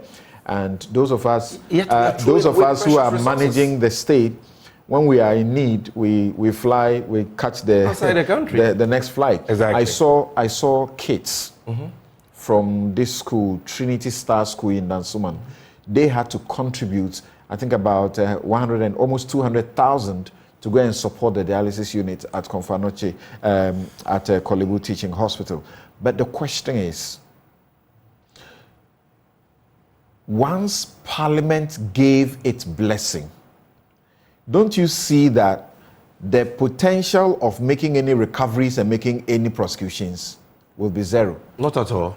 Because Parliament gave its blessing primarily to the Mineral Royalties Investment Agreement, authorizing Agyapa to go and list on the stock exchange and do the investment they sought to do. You understand? Parliament did not approve the mandate agreements engaging the transaction advisors. What Parliament approved has not been executed. It's been suspended. So no payments have been made under what Parliament approved. The payments have been made under what Parliament did not approve. The mandate agreement engaging the so-called consultants, Gabi, Kenoforia Test Company, Eastern Commerce Legal Firm, and so on. Those are the people who are the beneficiaries of this $12 million unlawful payments we are talking about. Okay. So we are saying that post facto parliamentary approval by the MPP majority cannot whitewash or exculpate the corporates of this scam from liability, because, like I said, those agreements are fruits of a poisonous tree. That tree, the tree that gave birth to myth, the tree that gave birth to Agyapa, the tree that gave birth to all those payments is a mandate agreement. Once that mandate agreement is illegal and unconstitutional, no payments made under same are valid and can stand the test of time. Right. And so I want to conclude. My final question to you here before you come in here is this one. Nonetheless, I like to say that when we refer to Bentiencho, we know is your biggest private legal firm in this country. Of course. It's famed and does business across the globe. Of course. Right. We won't take that away from them at all. No, the fact that I see you mention Ace to it, and as if it's a one-man he's a key actor there. And he used to be very regular on this show, and I remember a lot of things he said about here, payments such as this, which violated laws of this country. What do you say when you are told that this agreement, this project you are so against, in the year 2011, the NDC was in government, and the NDC actually submitted a process for the purposes of doing the same thing, the Ghana Gold Company. What do you say to that? And that process or that company undervalued our gold royalties, and that company engaged in procurement rigging, that company engaged in breaches of the Public Financial Management Act and the supreme law of the land, the 1996. In principle, it was supposed to hold our gold royalties and equity interests. The fact that under the NDC, it was contemplated that we could securitize or monetize our gold royalties in a certain way is not to say that we did what has been done. In any case, that contemplation was never crystallized and never implemented because the government did not see wisdom in it. We abandoned it. We never engaged in these gross violations of the laws of this country. Neither did we occasion a $12 million loss to the state like they have done. And so when people, like you said, every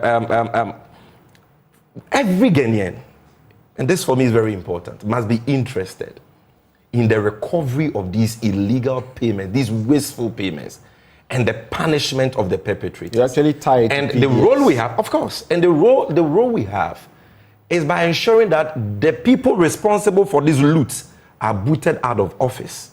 Our surest bet of getting genuine accountability is when we elect the nation builder John Dramani Mahama, who has shown both in office and out of office that he has a clear will to investigate this matter and retrieve the funds for the state and punish the perpetrators. I'm just concluding, the same cannot be said about our main opponent, who is himself an accomplice in these corrupt schemes, a beneficiary of these corrupt schemes, and who has not indicated any willingness, any desire to even investigate these matters, let alone prosecute people and make retrievals for the state. Finally, Samson. You are referring to Dr. Bawumia. Dr. Bawumia is the one I'm talking about. You know that he is himself. There is no finding of wrongdoing against him. There is a finding of wrongdoing against him in the FTI report relative to the PDS deal for his unlawful conduct in changing what Parliament had done,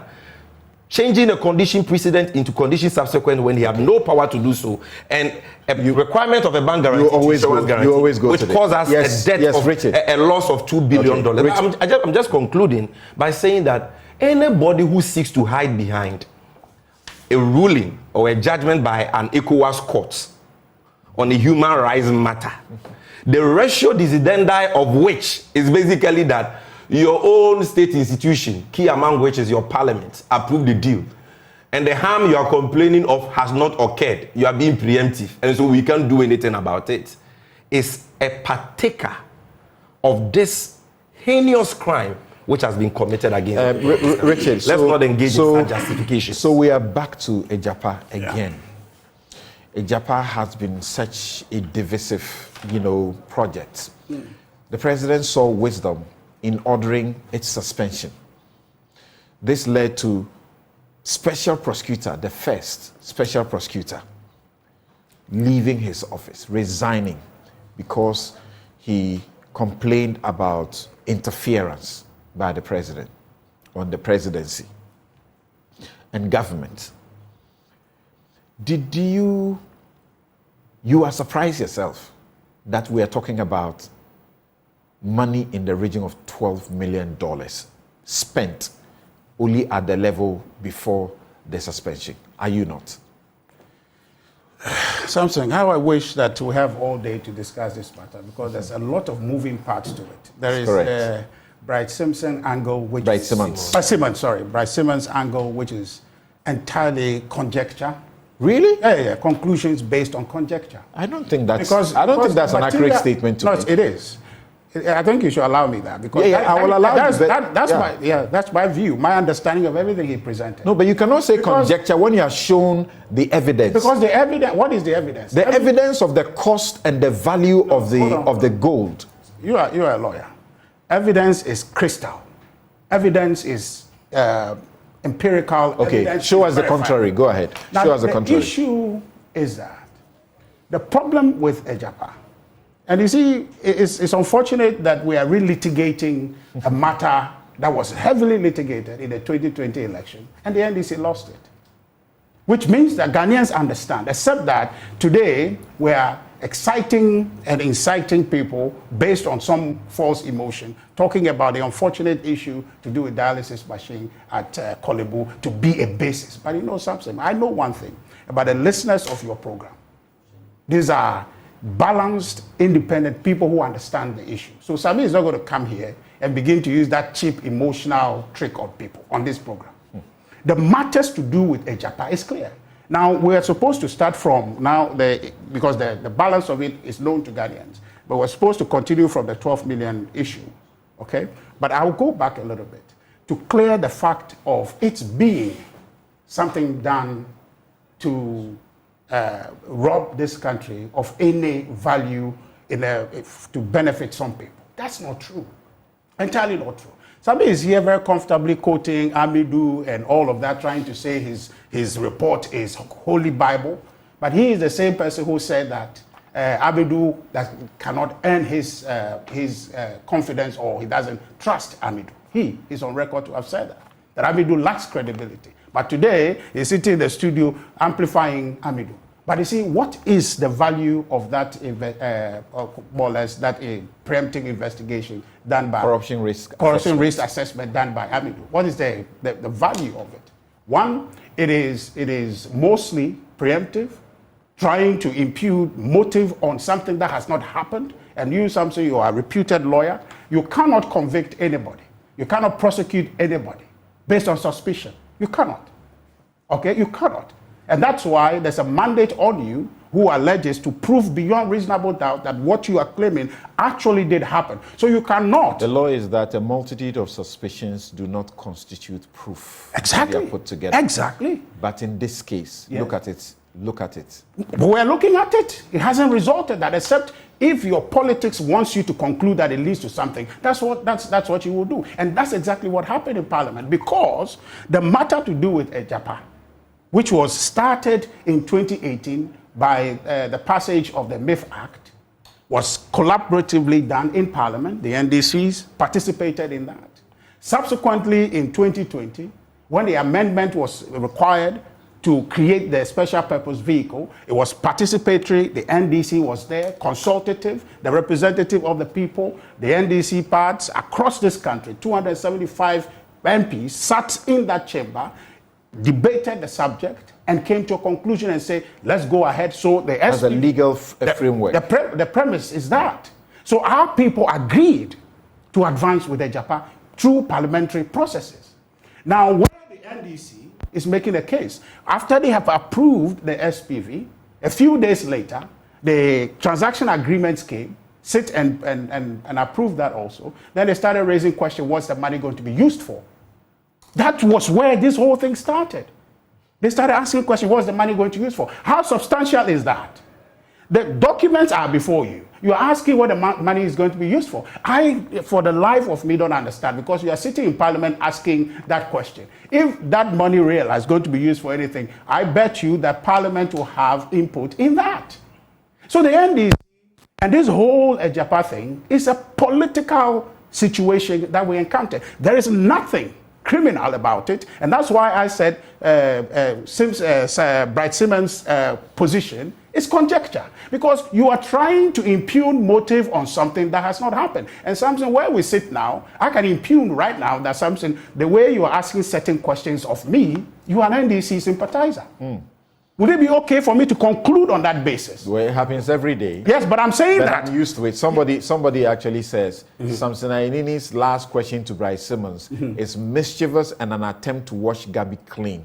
So this is obviously an NDC person. Right. Yeah. So for me, an objective person, I would say that person is not being fair to you, and that person cannot conclude because doesn't have the evidence to do so. So everything Sami and his party is doing cannot be in the interest of this country. It is, for once, about their parochial politics. And in fact, Ghanaians saw through this in 2020, and they voted against them.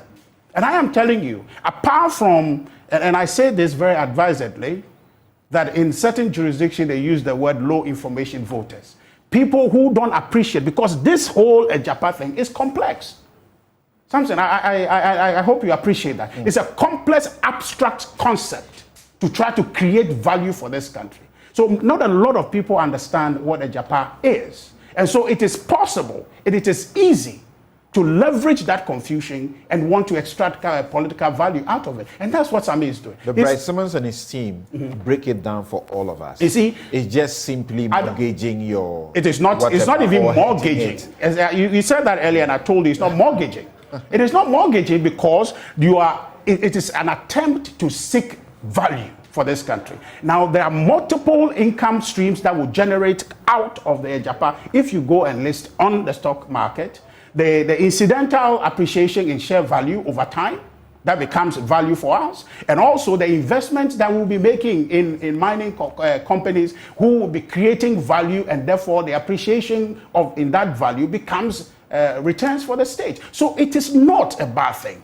And it's unfortunate that the NDC is perpetrating this lie on Ghanaians. And I want to look fair and square in the faces of Ghanaians and say, look, we sit here and we're saying that government is borrowing to develop this country.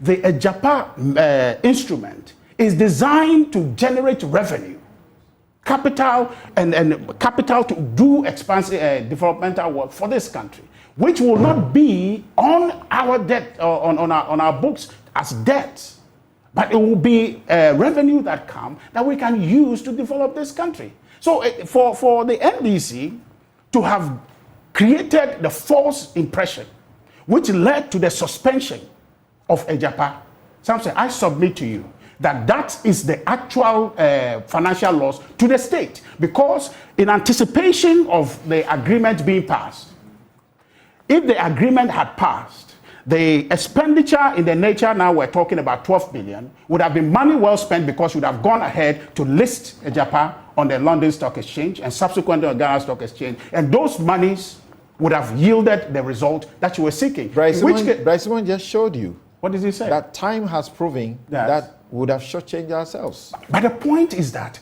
those are conjectures. They are not factual. He's not talking about something that has happened. He's talking about possibilities. No, factual about the price. The price at 200 and the price at 2,000 now. You see, that's not conjecture. Okay, so Bryce Simmons, well known, he has his facts. But these facts that he's saying are based on certain understanding that for me has not happened. So you can anticipate anything, you can say anything. One, the underwriters okay, in the process of building the books, would suggest a price, okay, based on their audit and all of that, and say, okay, well, this probably is the price for the primary market to begin to invest in the IPO. So if that price goes to market, that actually is just price set based on audit.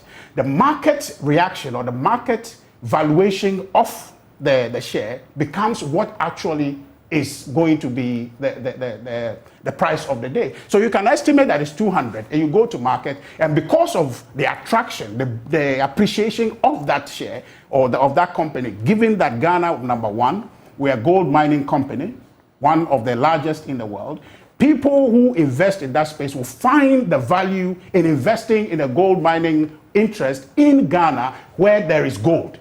So a same company that may come from a non-gold mining company that sets up in an IPO to sell shares, people will not find attractive. So you have an inherent value which the market will place value on. So you can go based on competition. You go to market and say 200, but based on competition, you end up getting more than 200. You probably get at 2,000, you probably get 4,000. But you cannot overestimate. Or this is a circumstance you say there's no investment that doesn't come with risk anyway. You can say that very well. So sometimes it will fluctuate. Yes. Sometimes you benefit, like the lithium we were discussing some time ago. We have seen that in recent days, the price has taken a nosedive. Yes. But there's a possibility that it would appreciate again. Time. So Samson, with his wealth of experience, should know that you cannot overestimate the value before you go to market. Whatever you do, you leave a space in anticipation that, okay, what if, because really the whole process can fall flat. If you go and say, well, I'm floating these shares initially for $1,000, and people are like, that's too expensive. But you must bargain from a point of strength. But you see, that bargain is with who, right? Is your underwriter estimating the process beforehand. The real bargain happens in the market. And why, Samson?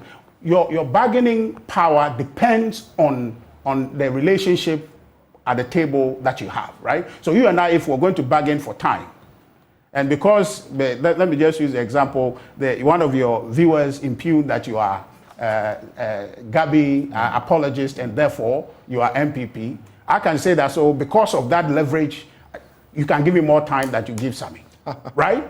That is a leverage I have at the table. So that leverage is only pronounced when you go to the market. So when people begin to see that, what is the name of the company? Because it's a new company. You have to note that also. It's not a company that is known. And shares of companies that have been proven, that have been on the stock market for years, you go to buy the ass of their shares, they're in the millions, they're in the thousands.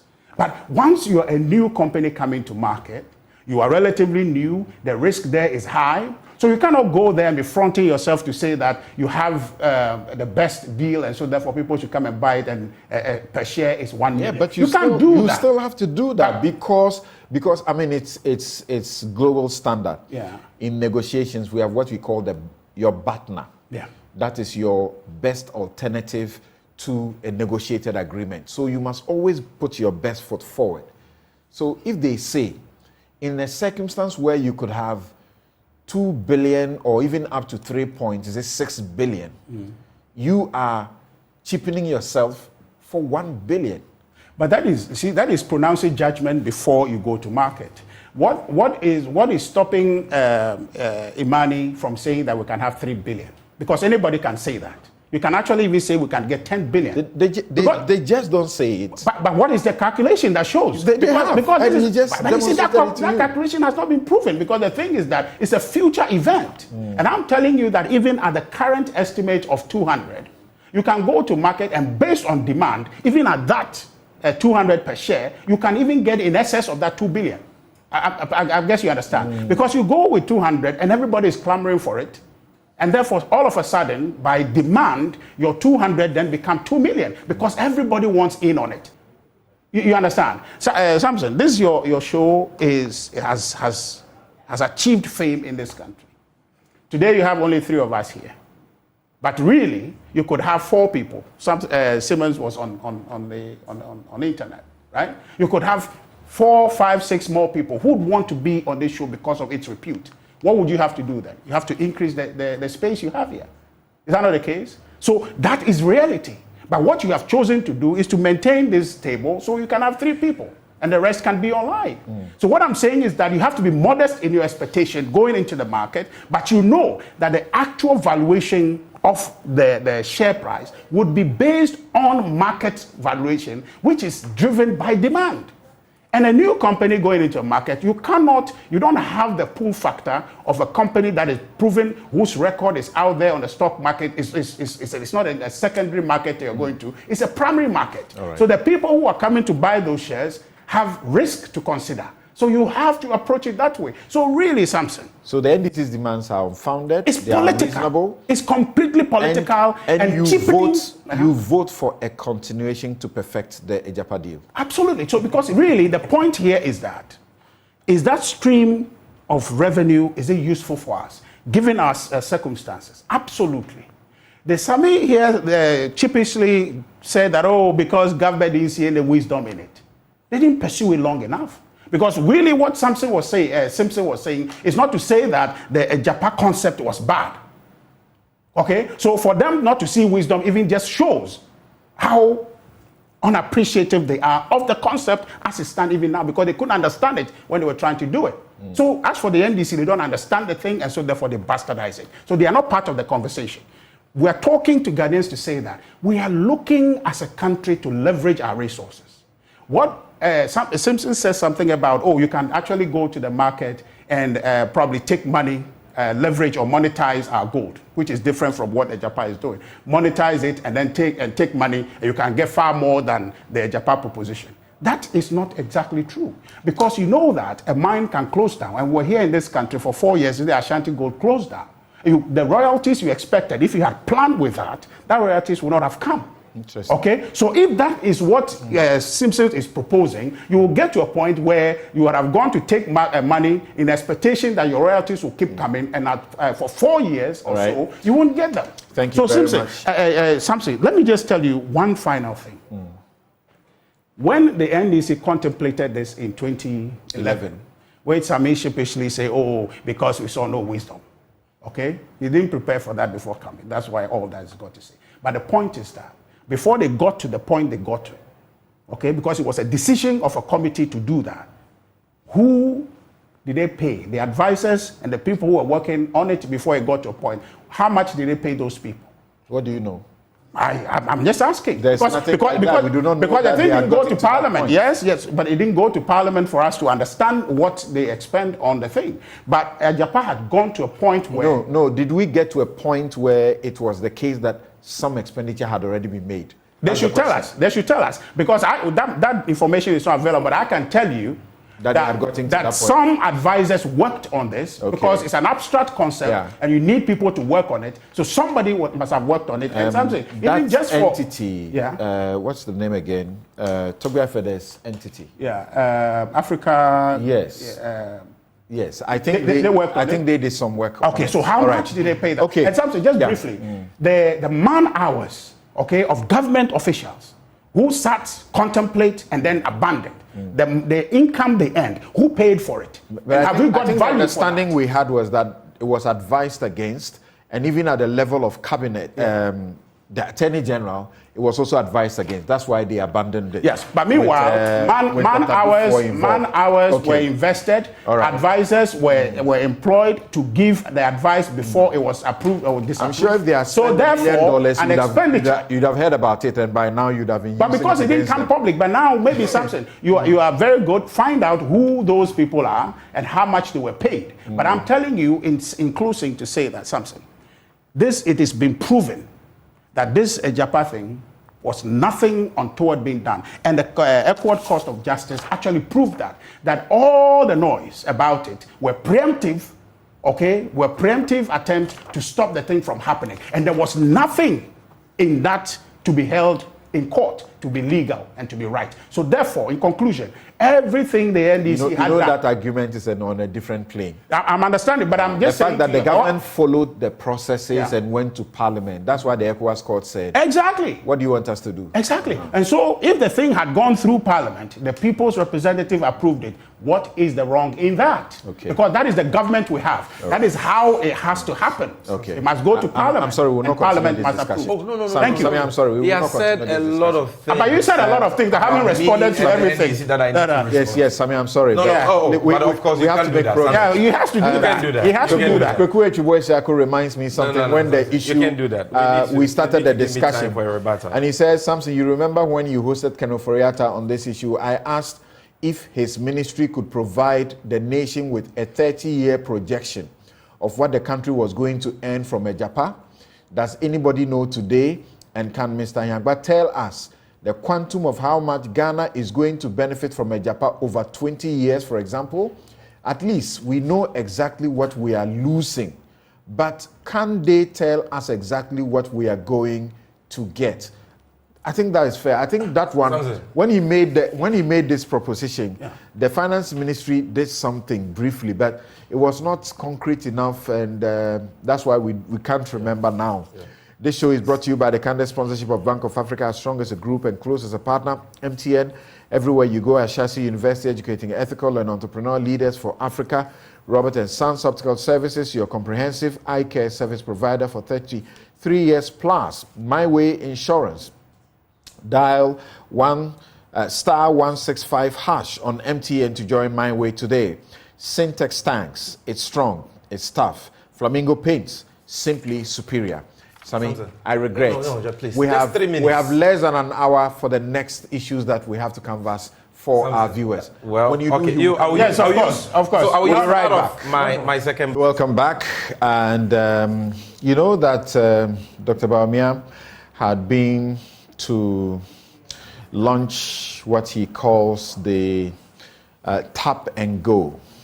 And he said the latest version of Tap and Go, developed locally by talented young Ghanaians, marks a notable advancement from the one which was only for the Ayalolo buses and had very limited features.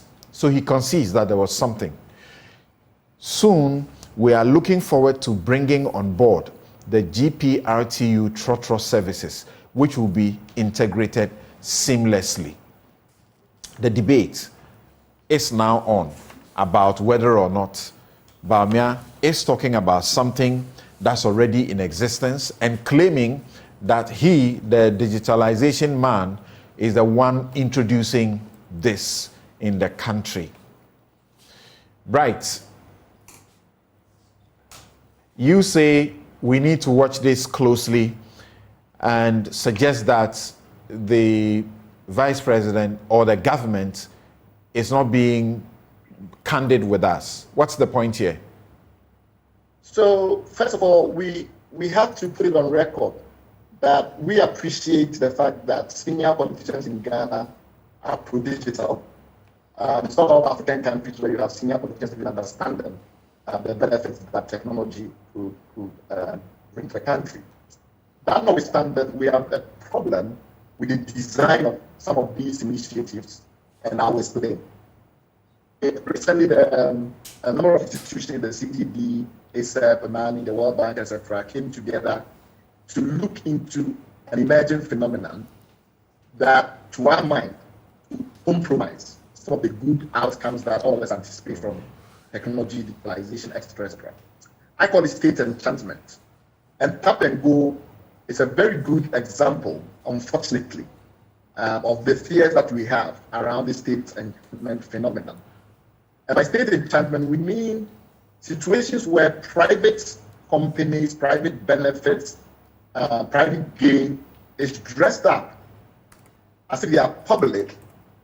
And then, because of that fact, these private gains are procured with public costs or with public investments, and the justification is that they are going to lead to national transformation. I'll explain further.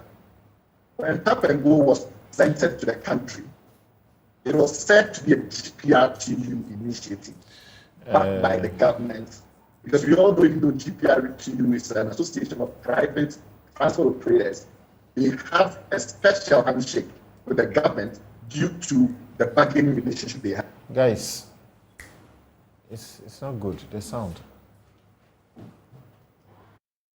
I'm sorry, is the sound better? Sorry, yeah, the sound, you sound a little better now. So go on. Oh, okay.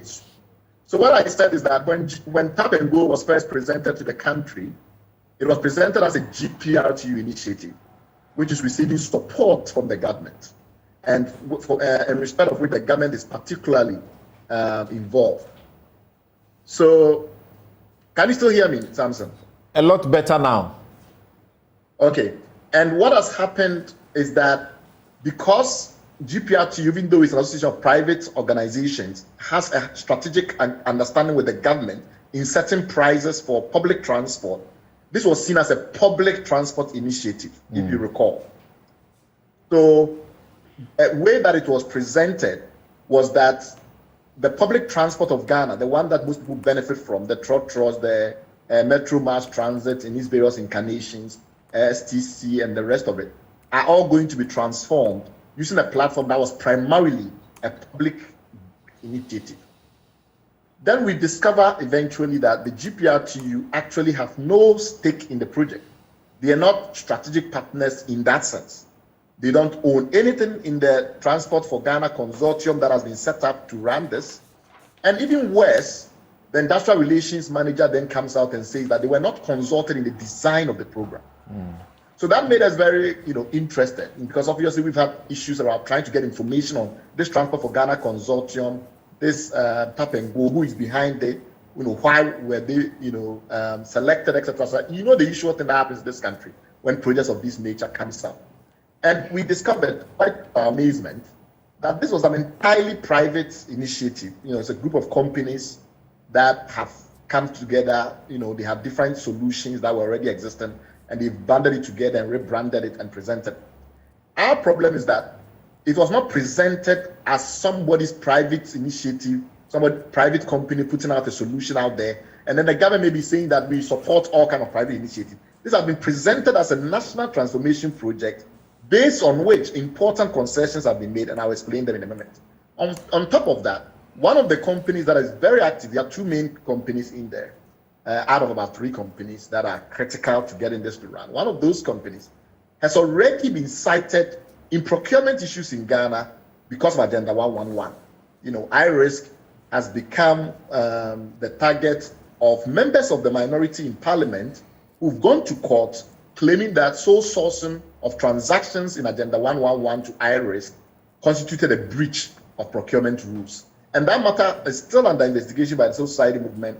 We've not seen serious responses by government why this company was selected, why is it that this was sole sourced. And then we find them again in this transaction, again with no explanation as to how they emerged, as to why these particular companies are being favored. And then you ask me and say, okay, what is the problem? Maybe a group of companies have come together to create something and the government is pushing it. Isn't that what we are talking about in terms of private sector enablement and things like that? I think our concern is that there has to be a double playing field if you want to do promotion of private enterprise in this country. You can't have a situation where you create something that, because of its nature, is giving privileged access to things that are very important. Like, for instance, if you put your mobile phone number into the app, it automatically pulls up your Ghana card information. That means that it has very special access to Ghana card information. And these are protected databases and the rest of it. On what basis was this company granted this level of privilege access? Why? It may be that everything is completely noxious, but the government has to be far more transparent in its disclosures about these projects and why private companies benefit than it's been. Okay. If Ghana, for instance, has no has no government backing, for instance, some of the access that it has will not be the way that it is. So, for instance, you think of the Ayalolo buses, where they are now the authorized application. Ayalolo and these kinds of entities are now government entities. Was there a procurement process that allowed this company to be the authorized provider of the IT platform? Or is it because they have special relationship with powerful entities, powerful individuals in the government who are giving all of this support? Then we find out later on, security researchers find out when they scrutinize the application, that there were major security breaches. And the question is that, will the institutions in this country tasked with regulation, your Data Protection Commission and the rest of it, will they have the independence to be able to provide the necessary regulation, given that it's a group of private companies, when the government have presented it as a national program. And that is why we only advise that when things are private, they are a group of companies, they've set it up, they are making profits. We should be careful in how we use state power to drive out their competitors. We just learned that the GPRT actually has its own digital platform called Oya, which they are also promoting. So if now another group of private companies want to introduce something like that to benefit the rest of us and the rest, and they don't want to compete in the open market because for some reason we think there's something special about them, then we should be transparent, we should publish the details, we should say why the government wants to use public power and public money potentially to back such initiatives and the rest. Okay. Otherwise, we risk a very serious situation where people use private business as cover for enriching themselves, but then with state power to enforce against competitors and things like that. So those are our concerns, and we hope that the government spokesman in the studio will address them systematically. Thank you very much. We hope the situation improves, but the mechanism, as you speak about it, has become very normal in this country. All you need is to have access to somebody in the corridors of power, and then you get, elevated. Your businesses get all they need to be able to progress. Now, what do you know? Sami Gyamfi? In 2015, that's when President Mahama launched this one. Has it been functional? So that if a new one is introduced, why should we have, an issue with it? Okay. How much time do I have?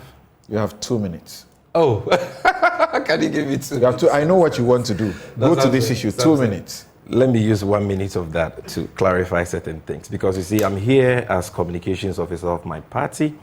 And when 4 statements are made about the party, I need to set the record straight. Richard said that we initially supported the Agyapa framework and only kicked against it because we were asking what was the money going to be used for. Framework, the laws that were passed. It is not true, because we kicked against Agyapa and boycotted the approval process on grounds of corruption and substantial conflict of interest. The evidence is here. Anybody can Google minority to report Agyapa deal to London Stock Exchange, September 1, 2020. The minority in Parliament intends to report. I think the reference was with the laws. The laws, the MIF laws and amendments. We only kicked against it because we asked what was the money going to use. I get it. Now, at a press conference. Please, don't do that. I said they kicked against it when the agreements came to Parliament, they walked out. Yes. They had approved the SPV, and when the final stage of that approval is the agreement, and that was when they walked out. Right. So if you had approved the SPV, and I'll plead that you guys allow us to respect our viewers. Absolutely, let's go to the issue that we have begun. I've been very charitable. I've allowed him to. You have not done anything. So let me go on. You said on record that we only kicked against it because we asked at the 11th hour what the money was going to do. When the agreement came to Parliament. I am exposing that falsehood because this publication shows clearly the honorable minority leader at the time, Honorable Harun Edusu, at a press conference saying, quote, we will, after today's press conference, put the London Stock Exchange and the Financial Conduct Authority on notice that this agreement does not meet the required due diligence and transparency, and a substantial level of conflict of interest runs through the structuring of the agreement. He went on to say that the agreement was tainted with some corrupt acts. These are quotations. Number 2, I said that I did not have confidence in Martin Amidu, specifically in relation to allegations he had made against John Mahama, which he was given an opportunity before the Appointments Committee of Parliament, and he recanted. He could improve. In this case, I'm relying on the factual evidentiary findings of a state agency, the Office of Special Prosecutor, which you have not been able to dispute. So get the difference.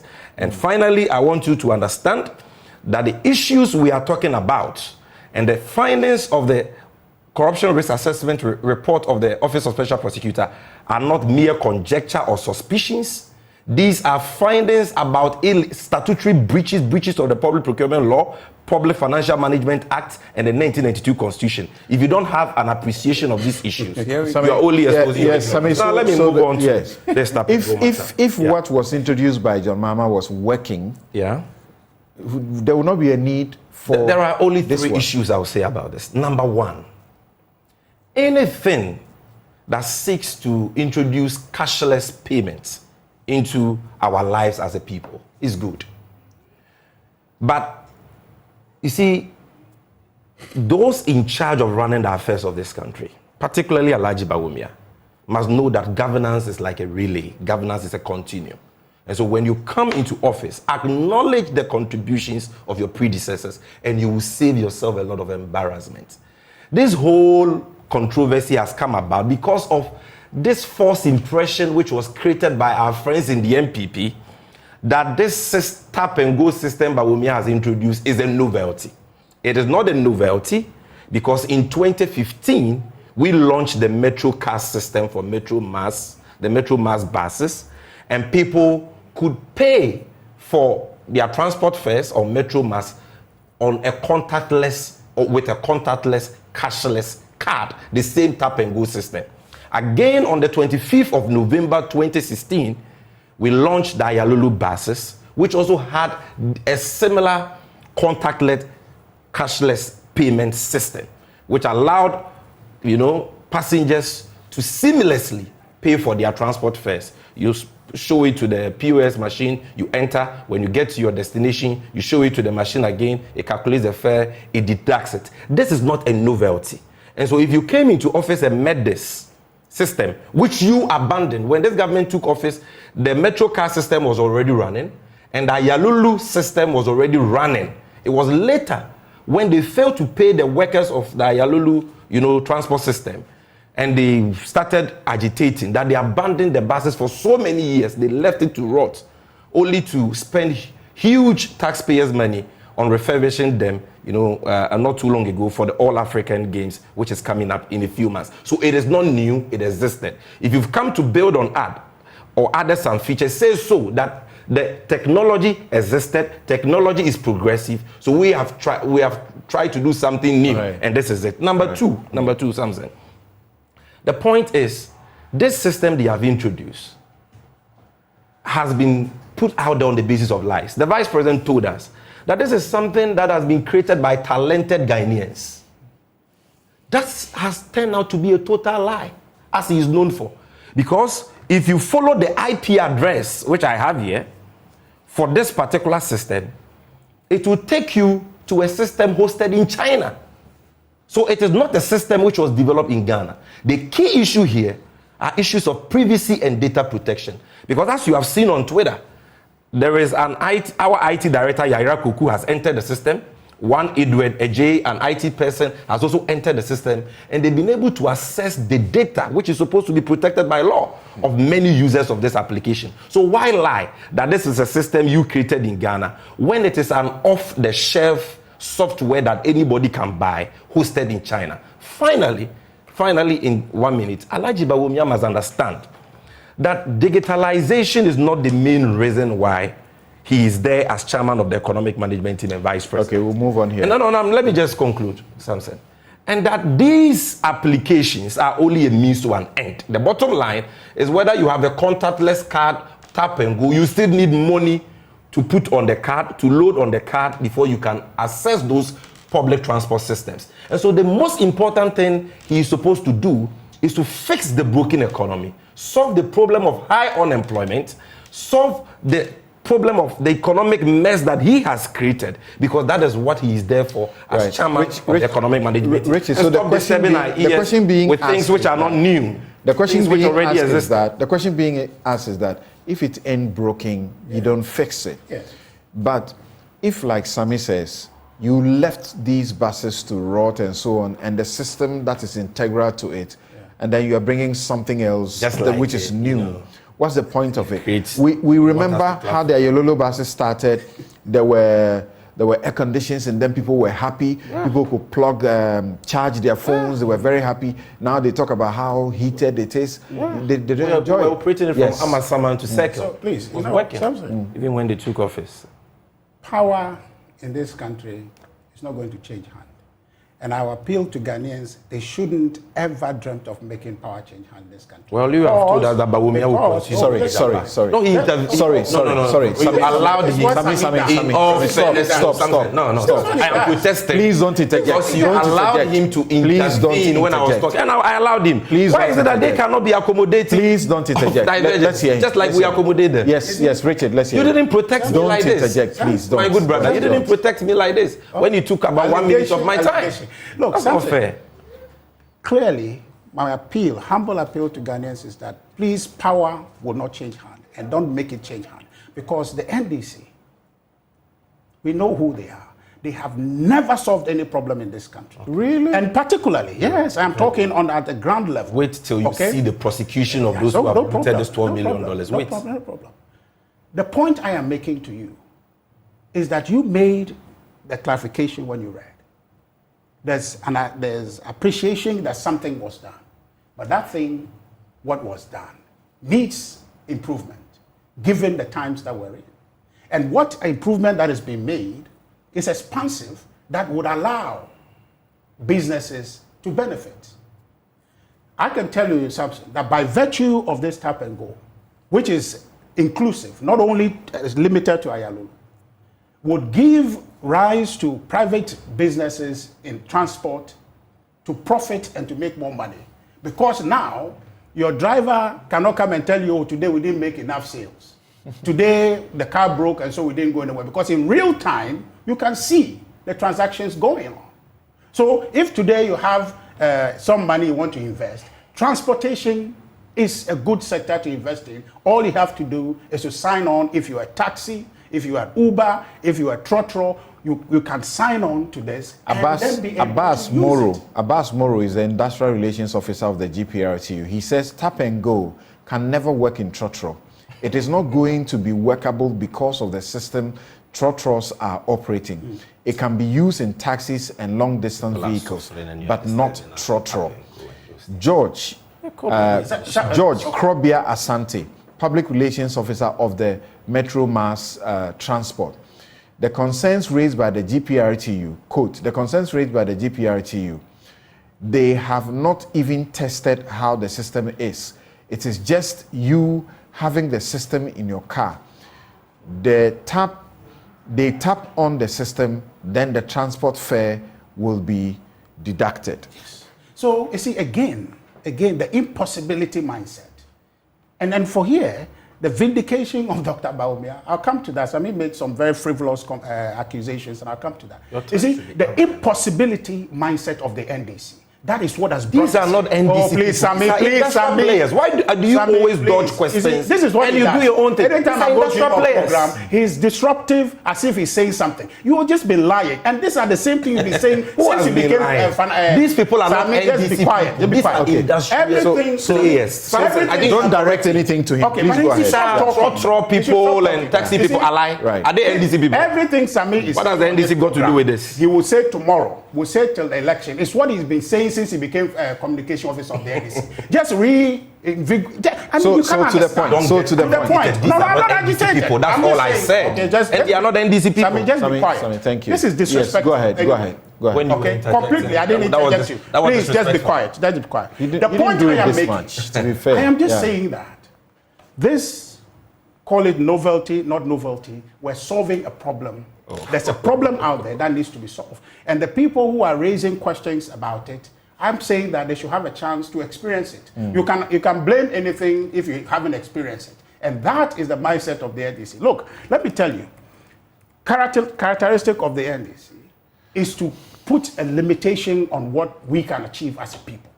So this whole Agyapa conversation that Sammy is running around trying to defend and create the impression something untoward is done. And I am happy that we're having this conversation on your platform because very level-minded people listen to your program and they can read through the politics and propaganda.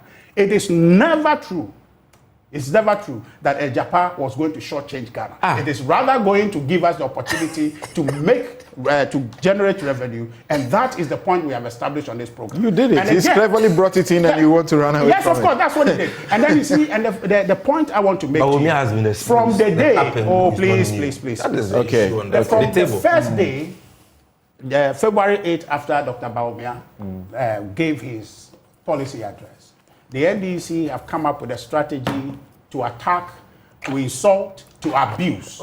So anytime Dr. Bawumia talks about anything, they say, oh, look, on the last page of our green book, we have something about e-government. Okay. So that must be. Right. Anytime he talks about tap and go, oh, look.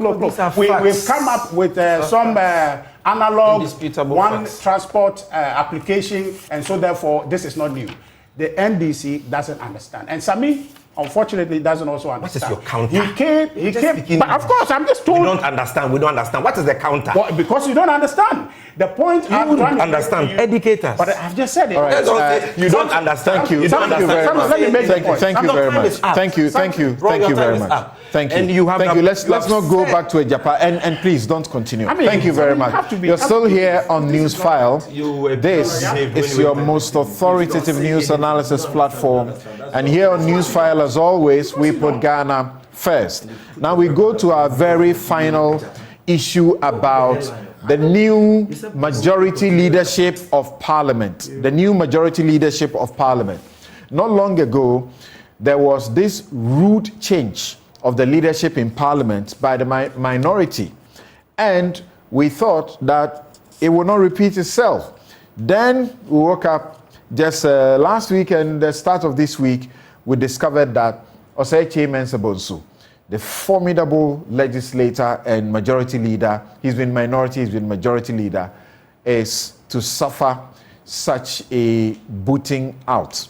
Eventually, he himself comes to say he is resigning voluntarily. But of course, he says something else that clearly showed that it was not exactly voluntary, because he said he was resigning to avoid a cataclysmic, I think that's the word he used, whatever within the NPP, some explosion. Now, this is what part of what has led to what is happening.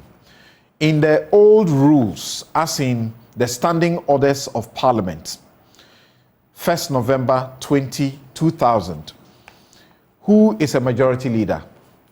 The rule says majority leader means a member of Parliament designated by the party or parties holding majority of the seats in the House as their recognized leader in the House.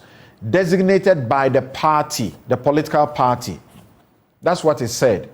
They have changed those rules. They now have the 2024 rules come in. And in the 2024 rules, designated by the caucus, not the party.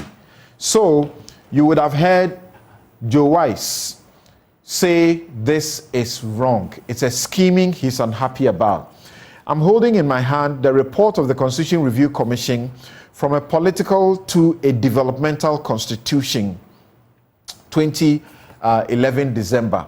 And they note how weak our parliament was because of how the independence it was supposed to exercise and to help us to hold other arms of government accountable, it was failing.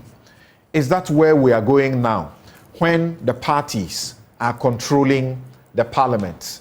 Joining us on this discussion is Dr. Arthur Kobina Kennedy.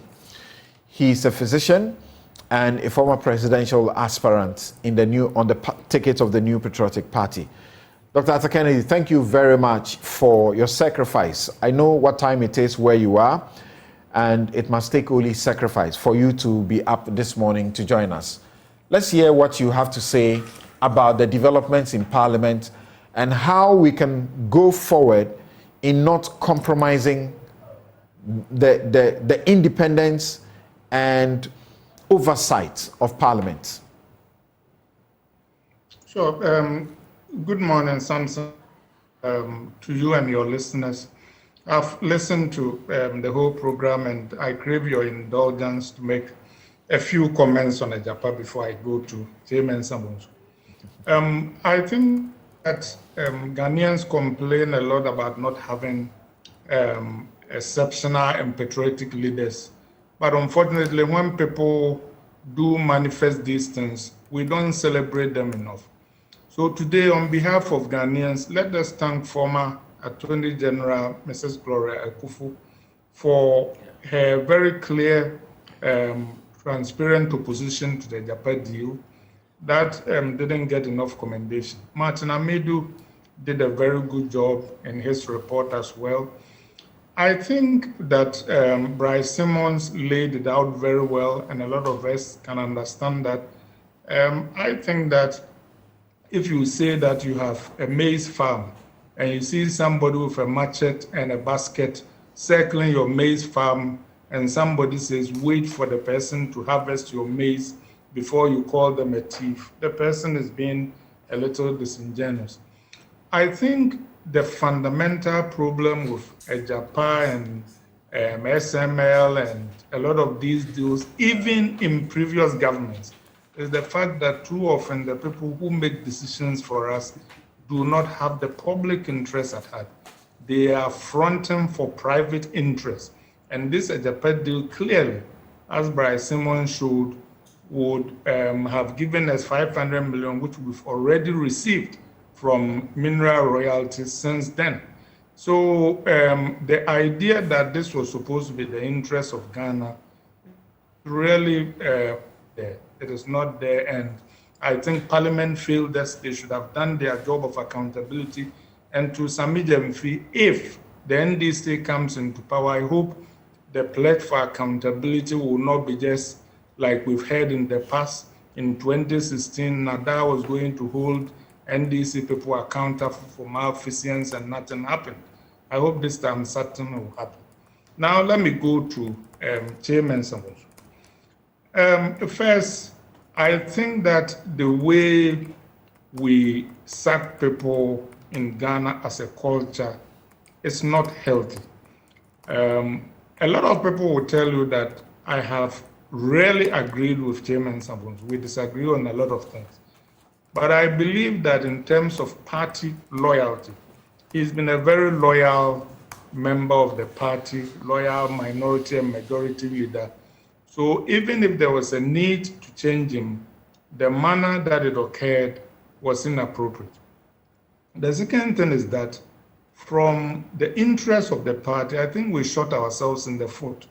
Now there are about 40 incumbent MPs who either chose not to run or were defeated in the primaries. These attempt to quote unquote move them aside is really self-harming because they are still in a parliament that is almost evenly divided. So if you do these things and they do not have commitment to the government's agenda, the rest of the way will be very difficult because people can miss votes deliberately or otherwise. So I don't think this is a good idea. Now, let me go to the principles of it. I think that the 2024 standing orders of Parliament actually are an advance on democracy. I think that a parliamentary caucus that is beholden to the party, which in quotes is actually the president, because he calls the shots there, is not independent enough. I think that the biggest weakness of our current constitution is the lack of independence of Parliament and the weakness of Parliament. And the Agyapa deal that we just discussed is a classic illustration of that. So I think that we need to encourage parliamentary caucuses that develop its own leadership and strength and principles independent of their parties and are accountable directly to the public. I mean, in US here, it is almost unheard of for the president or somebody outside of the House of Representatives or the Senate to tell them who their leader should be. And that should never be the case. So I think that the MPP has made a mistake. The new 2024 rules are good, and they are another indication of the silent Herculean work that Speaker Babin has done. Unfortunately, he himself seemed to be contradicting some of the rules that they put in place. But I think the rules are excellent. We should encourage Parliament to follow them, to develop independence, and to stand aside from their party, and particularly from the executive when it is doing things that are not in the public interest. I think the MPP has made a mistake, and as the months evolve towards the election, they will live to regret this decision that was made. And I think that Mensa-Bonsu deserves better. But you're saying the Speaker, also his comments, his ruling of sorts, that suggested that even though the new standing order says majority leader means a member of parliament designated by the majority caucus as the leader in the House, which is in sharp contrast to the old, which said designated by the party. So we woke up one morning and the NDC General Secretary wrote a letter that simply said, this is our new group. You like it or not, that's what you take. You're saying the Speaker may not also have been helpful in his ruling by suggesting that even though the standing orders say that the designation must be by the caucus, they must consult the party. You're saying that is not progressive. But the people who are there as MPs are sponsored by the parties. You have a constitution that says if you cross carpet, you lose your MPship. Well, in fairness, though, consult does not mean obey the party. So consult just means having a conversation with the party. You know, you can listen to the party, can say we think this is the best person, but in the end, the decision must be by the caucus. Having said that, yes, the parliamentarians stand on the ticket of the party, but they also are voted for directly by constituents. And now that you say that, you remember how many MPP MPs were solidly for Bawumia, and look at how many of them lost. It means that there is a divergence in the opinion of the parliamentary group compared to the people on the ground. And so parliamentarians, if they want to stay long, must listen to the people. I actually had a relationship with a United States senator here, who at that time has served for 22 years. And he said, you know, senators don't stay for 24 and 30 years by following a president. You know, they follow their principles and they follow what the public says.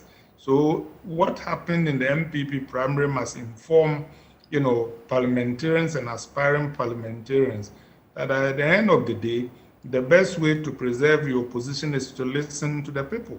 And if they were listening to the people, they would have stopped the Agyapa deal. If they were listening to the people, they would have insisted on kind of a living instead of caving when the president kicked back. So we should not be afraid of democracy. We need to deepen our democracy, and one of the ways of doing that is to enhance the independence of parliament. I think, respectfully, I admire the speaker a lot, but he was a little errant in his comments. I don't know you to be one of those who will shy away from speaking as bluntly as is required. Everybody appears to be shy to say who it is that cost Mensa-Bonsu his seat. Joe Wise stood up at the beginning and was very strong that he was against the coup that was going on, and that he knew Mensa-Bonsu had not made any decision to resign his seat, even though he was taking up chairmanship of the manifesto committee. And so this was a surprise, and he was against it, that the party should not control it. Eventually, it was a letter from the party general secretary, Kodia, announcing who has been chosen. That was announced by the speaker in the House. Who do you think could have brought Mensa-Bonsu to resign, albeit he now claims it's voluntary? Oh, not that. Who else? It's the president. I mean, for whatever reason, they calculate that for whatever the calculus is, I have things behind the scene. They think Bawumia is from the north. They are picking a rally from Ashanti. So they are going to, quote unquote, mollify Central region by making up for human. the majority leader. I actually think that is a really insulting token, because this will be just till the next election, and even if he's returning to parliament based on the election. So I think it is an insulting token, and it was ill considered because it will hurt the party. Think about it. For the rest of the year, if there are indeed any decisions to be taken in parliament, you have 20 to 40 members of your caucus, including people like Honorable Joe Wise, who was strong and principled, being unhappy. A few people missing votes will make your agenda flounder. So it was not a very wise decision. Don't you credit the lame duck president with too much power at this time? No, I don't. I mean, if you think about it, this is, they are still running Dr. Baumia's campaign. Whatever else we see, even though he made a public speech in which he claimed to have been a mate and never known about anything that was done. People know that the speech was circulated for about a week among the Chebi Mafia, so that everybody will bless it before it was done. So I really think that they are not serving the party well, and Dr. Baumia himself has erred if he has either signed off on this or been indifferent with it. Okay. Thank you very much, Dr. Arthur Kennedy. And I spoke to you. I'm coming to you guys. Just give me a minute of your responses here. At page 136 of the Constitution Review Committee's report, they noted that although it is recognized that the formal authority of Parliament is relatively strong, Parliament has in practice not developed into that autonomous, independent, and vital institution capable of asserting its authority and discharging its constitutional functions. Its oversight functions, for example, have been asserted only in very minimal terms. The relative weakness of Parliament has been further deepened by one of the most prominent features of the constitutional arrangement under the 1992 Constitution, executive dominance. For example, Parliament has virtually no real financial power. Under the current constitutional arrangement, Parliament is denied the power to influence its own institutional budget. So, a lot of things. Is this the way to empower a Parliament that we can expect, like he said, to veto an Agyapa project that it doesn't want, for example? Well, I think it is only fair and proper for me to commend Dr. Arthur Kennedy for his objectivity and frankness, particularly on the issue of Agyapa. That same characteristic. There is a leading member of the New Patriotic Party, for those watching who don't know him, senior to Richard in terms of clout, gravitas, experience, telling you that Agyapa is a reform. He has settled the matter, so let's make progress. Now, the big question is this. Who sacked Oseche Mensa-Bonsu? We all know the person. President Nana Addo Dankwa Akufo-Addo, as Arthur Kennedy told us. He's the one who sacked him. Why did he sack him? Number one, as a payback for what he believes to be the role of Oseche Mensa-Bonsu in the Ken Must Go agenda. He's paying him back. We all know him as a vindictive person. And if you check from sources at the presidency, you will know that this is one of the main reasons for the ousting, the embarrassing ousting of Oseche Mensa-Bonsu. Why did he sack him? Number two, because he believed that Oseche Mensa-Bonsu did not do enough to block the anti-LGBTQ bill currently before Parliament.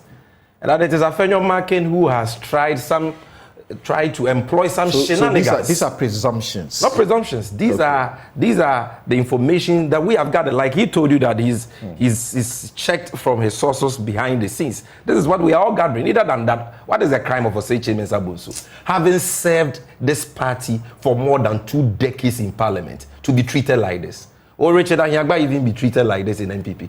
How can you do this to Oseche Mensa-Bonsu? You understand?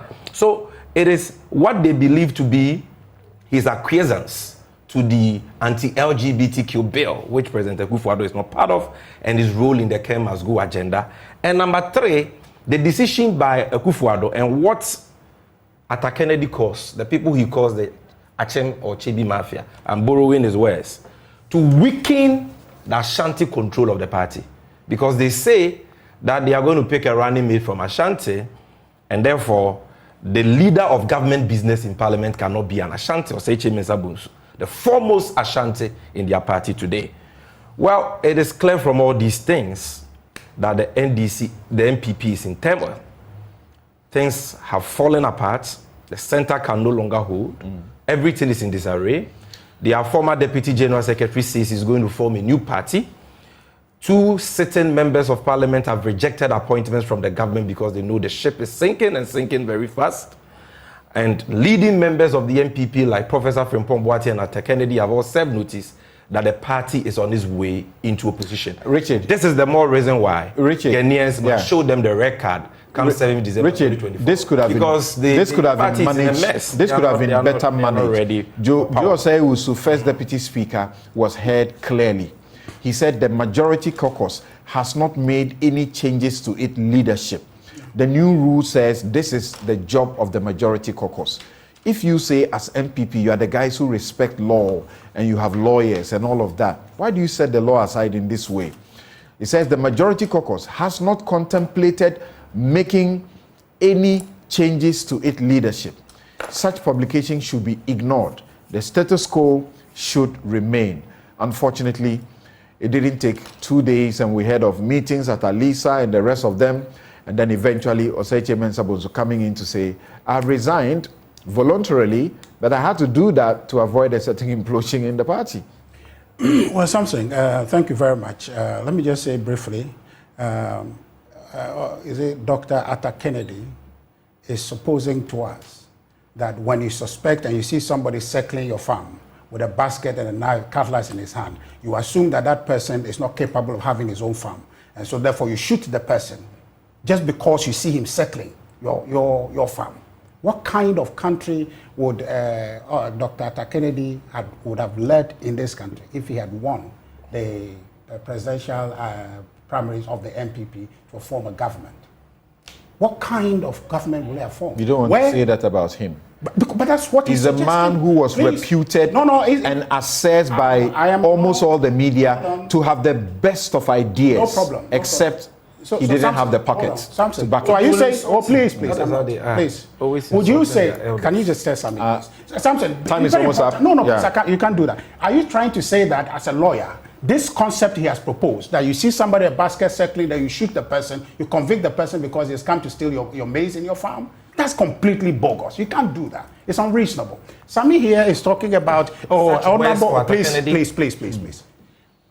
Sami here is talking about Honorable Seche Mensa-Bonsu has been abused. What has he not said about Honorable Haruna Idrisu? What has he not? Muntaka, what has he not said about them? When it was just a matter of them approving, nominees of the government, and how violently they removed them from parliament. Today, I don't know if there is any demonstration, in Swami, but there was demonstration in Tamale when Haruna Idrisu was yanked off his seat. Our constitution is clear. In Article 13.2, depending on what version you are reading. You mean the MPP constitution. Okay? What the version I'm reading, it tells you that National Council is seized with the power to select majority leader, deputy majority leader, majority whip, and deputy majority. Your constitution, National Council. Your constitution is subservient to the Constitution of Ghana, which requires that constitution of parties must be modeled along democratic principles. And if there are rules of the House, standing orders have been approved, and they say that it is the caucus, your point stick with the doesn't even caucus. arise, because the Speaker of Parliament himself has ceded to the party position. So really, what point you are raising? The Speaker of Parliament does not override the rule. But he will rule in the matter. He ruled in the matter. He's the ultimate interpreter exactly. of the rules. Okay. So he ruled in the matter to say that the party has locus to do that. Consultation. But our constitution tells you that that's what we want to do it. The Speaker has ruled that that's what it ought to be. No, the Speaker says you should be consulted. That's fine. Consultation, however way you want to interpret it, is subject to you. But we're saying that consultation is that we select, because our constitution says that we, the National Council, has that power, the highest vestor of power in our party, National Council, has the final say in who leads the party. So that's the final conclusive matter. So it cannot be that the MPP doesn't appreciate democracy. We are doing democracy according to the dictates and the document we have accepted for ourselves. And by the way, Dr. Atta Kennedy has not spoken we're doing just about 10 minutes extension. Yes. Oh, okay. Has not spoken independently. He has spoken as an individual who is and has not spoken as a member of this MPP, because our constitution, oppose what he's doing. What he's saying is completely false. The first deputy speaker of parliament is your member. Yes. Which says what? You haven't heard what he said? Yeah, what he said. Let's hear what Joe Wise had to say. I'm just let's play him. The question I was asking is that what he says, what does he amount to in terms of law? Our party position is that, which he subscribed to as a member of the party. The constitution of our party says that power is vested in the party to select who lead in parliament. So what he says is his opinion. It's not law as a member of the party. And the speaker also ceded to that position. So really, this is much ado about nothing. If you go according to the rules that we have. Just hold on. Listen to this. Just hold on. I thought it was just a matter that was said in jest. But you appear to have taken a position and offering a beautiful interpretation of yours. Very welcome, very beautiful. The Speaker, it would appear to me that an interpretation in interpreting the parliamentary portion, we haven't taken a look at the various wings of the other parties. If you take my party, the NPP, for example, we have what we call the women's wing, the youth wing. When it comes to selecting leaders of the youth wing, the party says, the youth, you go and decide, and they select their leaders. When it comes to the women's wing, they say, women, you go and decide, and they select their leaders. So I am not aware of any parliament where anybody outside parliament selects leaders for the parliament. I think in interpreting the standing orders and the constitution, this group, the parliamentary group, must be recognized as a wing of the party which can and must take decisions regarding its leadership. It doesn't mean that the party has no role. The wing, the parliamentary wing, is a wing of the party. And in deciding who will lead them, I think it should be left to the party, the parliamentary wing of the party.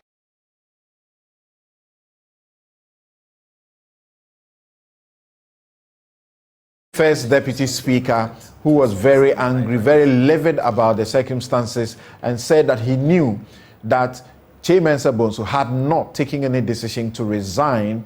And so what was happening, he was disappointed. In fact, he was himself later disappointed in Mensa-Bonsu's decision to now, as it were, cave into the pressure. A foremost governance, aspect in our country, Professor H. Kwesi Prempeh says, we have allowed the parties to assert too much power over their MPs in Parliament, turning them into robots in the process. MPs do not sit in Parliament as representatives of their parties only. If at all, they represent their constituents, the nation, the party, and are also there in their own individual capacities. The party alone cannot dictate how they must think or act or vote in Parliament. We have gotten it all wrong. You don't agree with this? No. That's fine. That's his opinion. He's spoken at length. No, please. Let me just stop this for once. You see, the point we are making is that people can express their opinion. They can go by way of trying to amend the constitutions. But today, as it stands, any parliamentary candidate, even in the 2024 election, will be sponsored by the political party, right? So if a political party sponsors you to go to a parliament, the party has an agenda. It has an orientation, a policy position. It wants to move. And so when you go there, you disagree with that position. And the parliament is at the same time supposed to be a check on the executive. But not an executive, but not on the party. Because you are there. Because but the party and executive, what's the difference? You cannot sit on this platform and bash multimedia? I can. Well, I don't know what your rules are. I can. Or if multimedia does wrong, I will. As a political party, we won't allow I will do it. Very well. Yeah. That's your rule. But our rule says, and it's expressed, and I have accepted that to be member of the party, to run on the party's ticket, that the party is supreme, because the party has a certain agenda which you subscribe to. Our Article 1 of our Constitution talks about what our objectives are. So you subscribe to that, and you are a member of the party. You must adhere to that position. I hear you. You can't go contrary to it. But the NDC has no standing in this matter because they abused Haruna Idrisu, Montaka, they abused them. They chose their leaders under the old rule, which the orders say the party must designate. So an abuse is of course, it wasn't the best. Okay, now you see, I am shocked to the marrow. You see, you can disagree with somebody, especially when the person is senior to you in your own party. Know how to express yourself. But you have insulted Haruna Idrisu. How can you sit on? Are you at the level of Haruna Idrisu to? How can you sit on? So the thing you were accusing him of doing, you are doing the same. So stop. How can you? There would be no comeback. How can you? But you have to tell him. If you want, I will give you my time. Let me make my point. He has insulted. Do you know for how long he spoke? He spoke. Yeah. Samson, you should correct. Sorry, Rich. He's always playing victim and carrying foul. He's guilty of the very things he complains. So proceed. He will You cannot describe Dr. Atta Kennedy's view. Is that what you are talking about? Internal happenings in your party as unreasonable. Well, yes. You are a brother. And I am advising you that was totally uncalled for. That is unacceptable. Say that he is wrong, you disagree with him. Don't use insulting words like unreasonable. The right Number two, it is not true. I have not insulted anybody. I have the statement here. You can read it. I issued a statement, disagreed insulting with them. Never insulted anybody. You did. The point here is this. You see, I do not share the views of Professor Ichi Prempe that the party must not have a say, whether under the old rules or the new rules, in its leadership in Parliament. I think that process must be a consultative process, but the ultimate decision must rest with the party. However, if the decisions or the changes are done fairly with respect to those affected, I will not have a problem. But I will have a problem when you decide to pay Oseche Mensa-Bonsu back for no wrong done, but simply because he supported an agenda for the removal of the former finance minister Ken Ofori-Atta and has not played the role you expected him to play in opposing the anti-LGBT. Many people in Ghana appear to say the way Chairman Mensa-Bonsu has been treated is most unfair. But you see, you cannot be speaking and giving any moral lesson on this. Why? Because of what you did to. But I thought you just said that was under the old law. Yes, but that didn't mean you should have done what you did to. Even in their case, they ended up with a certain handing over ceremony. LGBTQ and no. The point let's hear Afenyo Mark, who is now the new leader. Let's hear him. We got the venerable MP for Swami. Honorable Oseche Mensa-Bonsu. It's an institution, no doubt. It's a big shoe I'm going to wear. And I recall Haruna Iseku telling me that MPP is not easy to be a leader.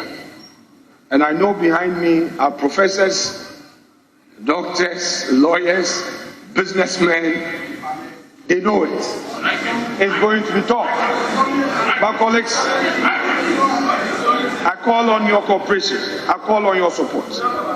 And I also, Mr. Speaker, invoke the support and blessing of those ascended leaders of this House to endure me with such fortitude, not to fail in this hour of trial. Is the new majority leader of the Parliament of Ghana. He's supported by Patricia Appiah-Jay, and then the chief whip is Frank Anodompre. Habib Idrisu is the first deputy chief whip, and the second deputy whip is Alex Tete. My guests on the show today have been Richard Agyapa, Richard Agyapa, Director of Communications of the NPP, Sami Jemfi, National Communications Officer of the NDC. Bryce Simmons joined us earlier, and Dr. Arthur Kennedy, physician and political activist, also joined us on the final leg. My outfit, as always, is by Habil Scruter. You can contact them on 0200 84 19 88. You find them at the Ajiringano Gate, East Legon. I'm Samson Lardy Anyenini. Have a good afternoon.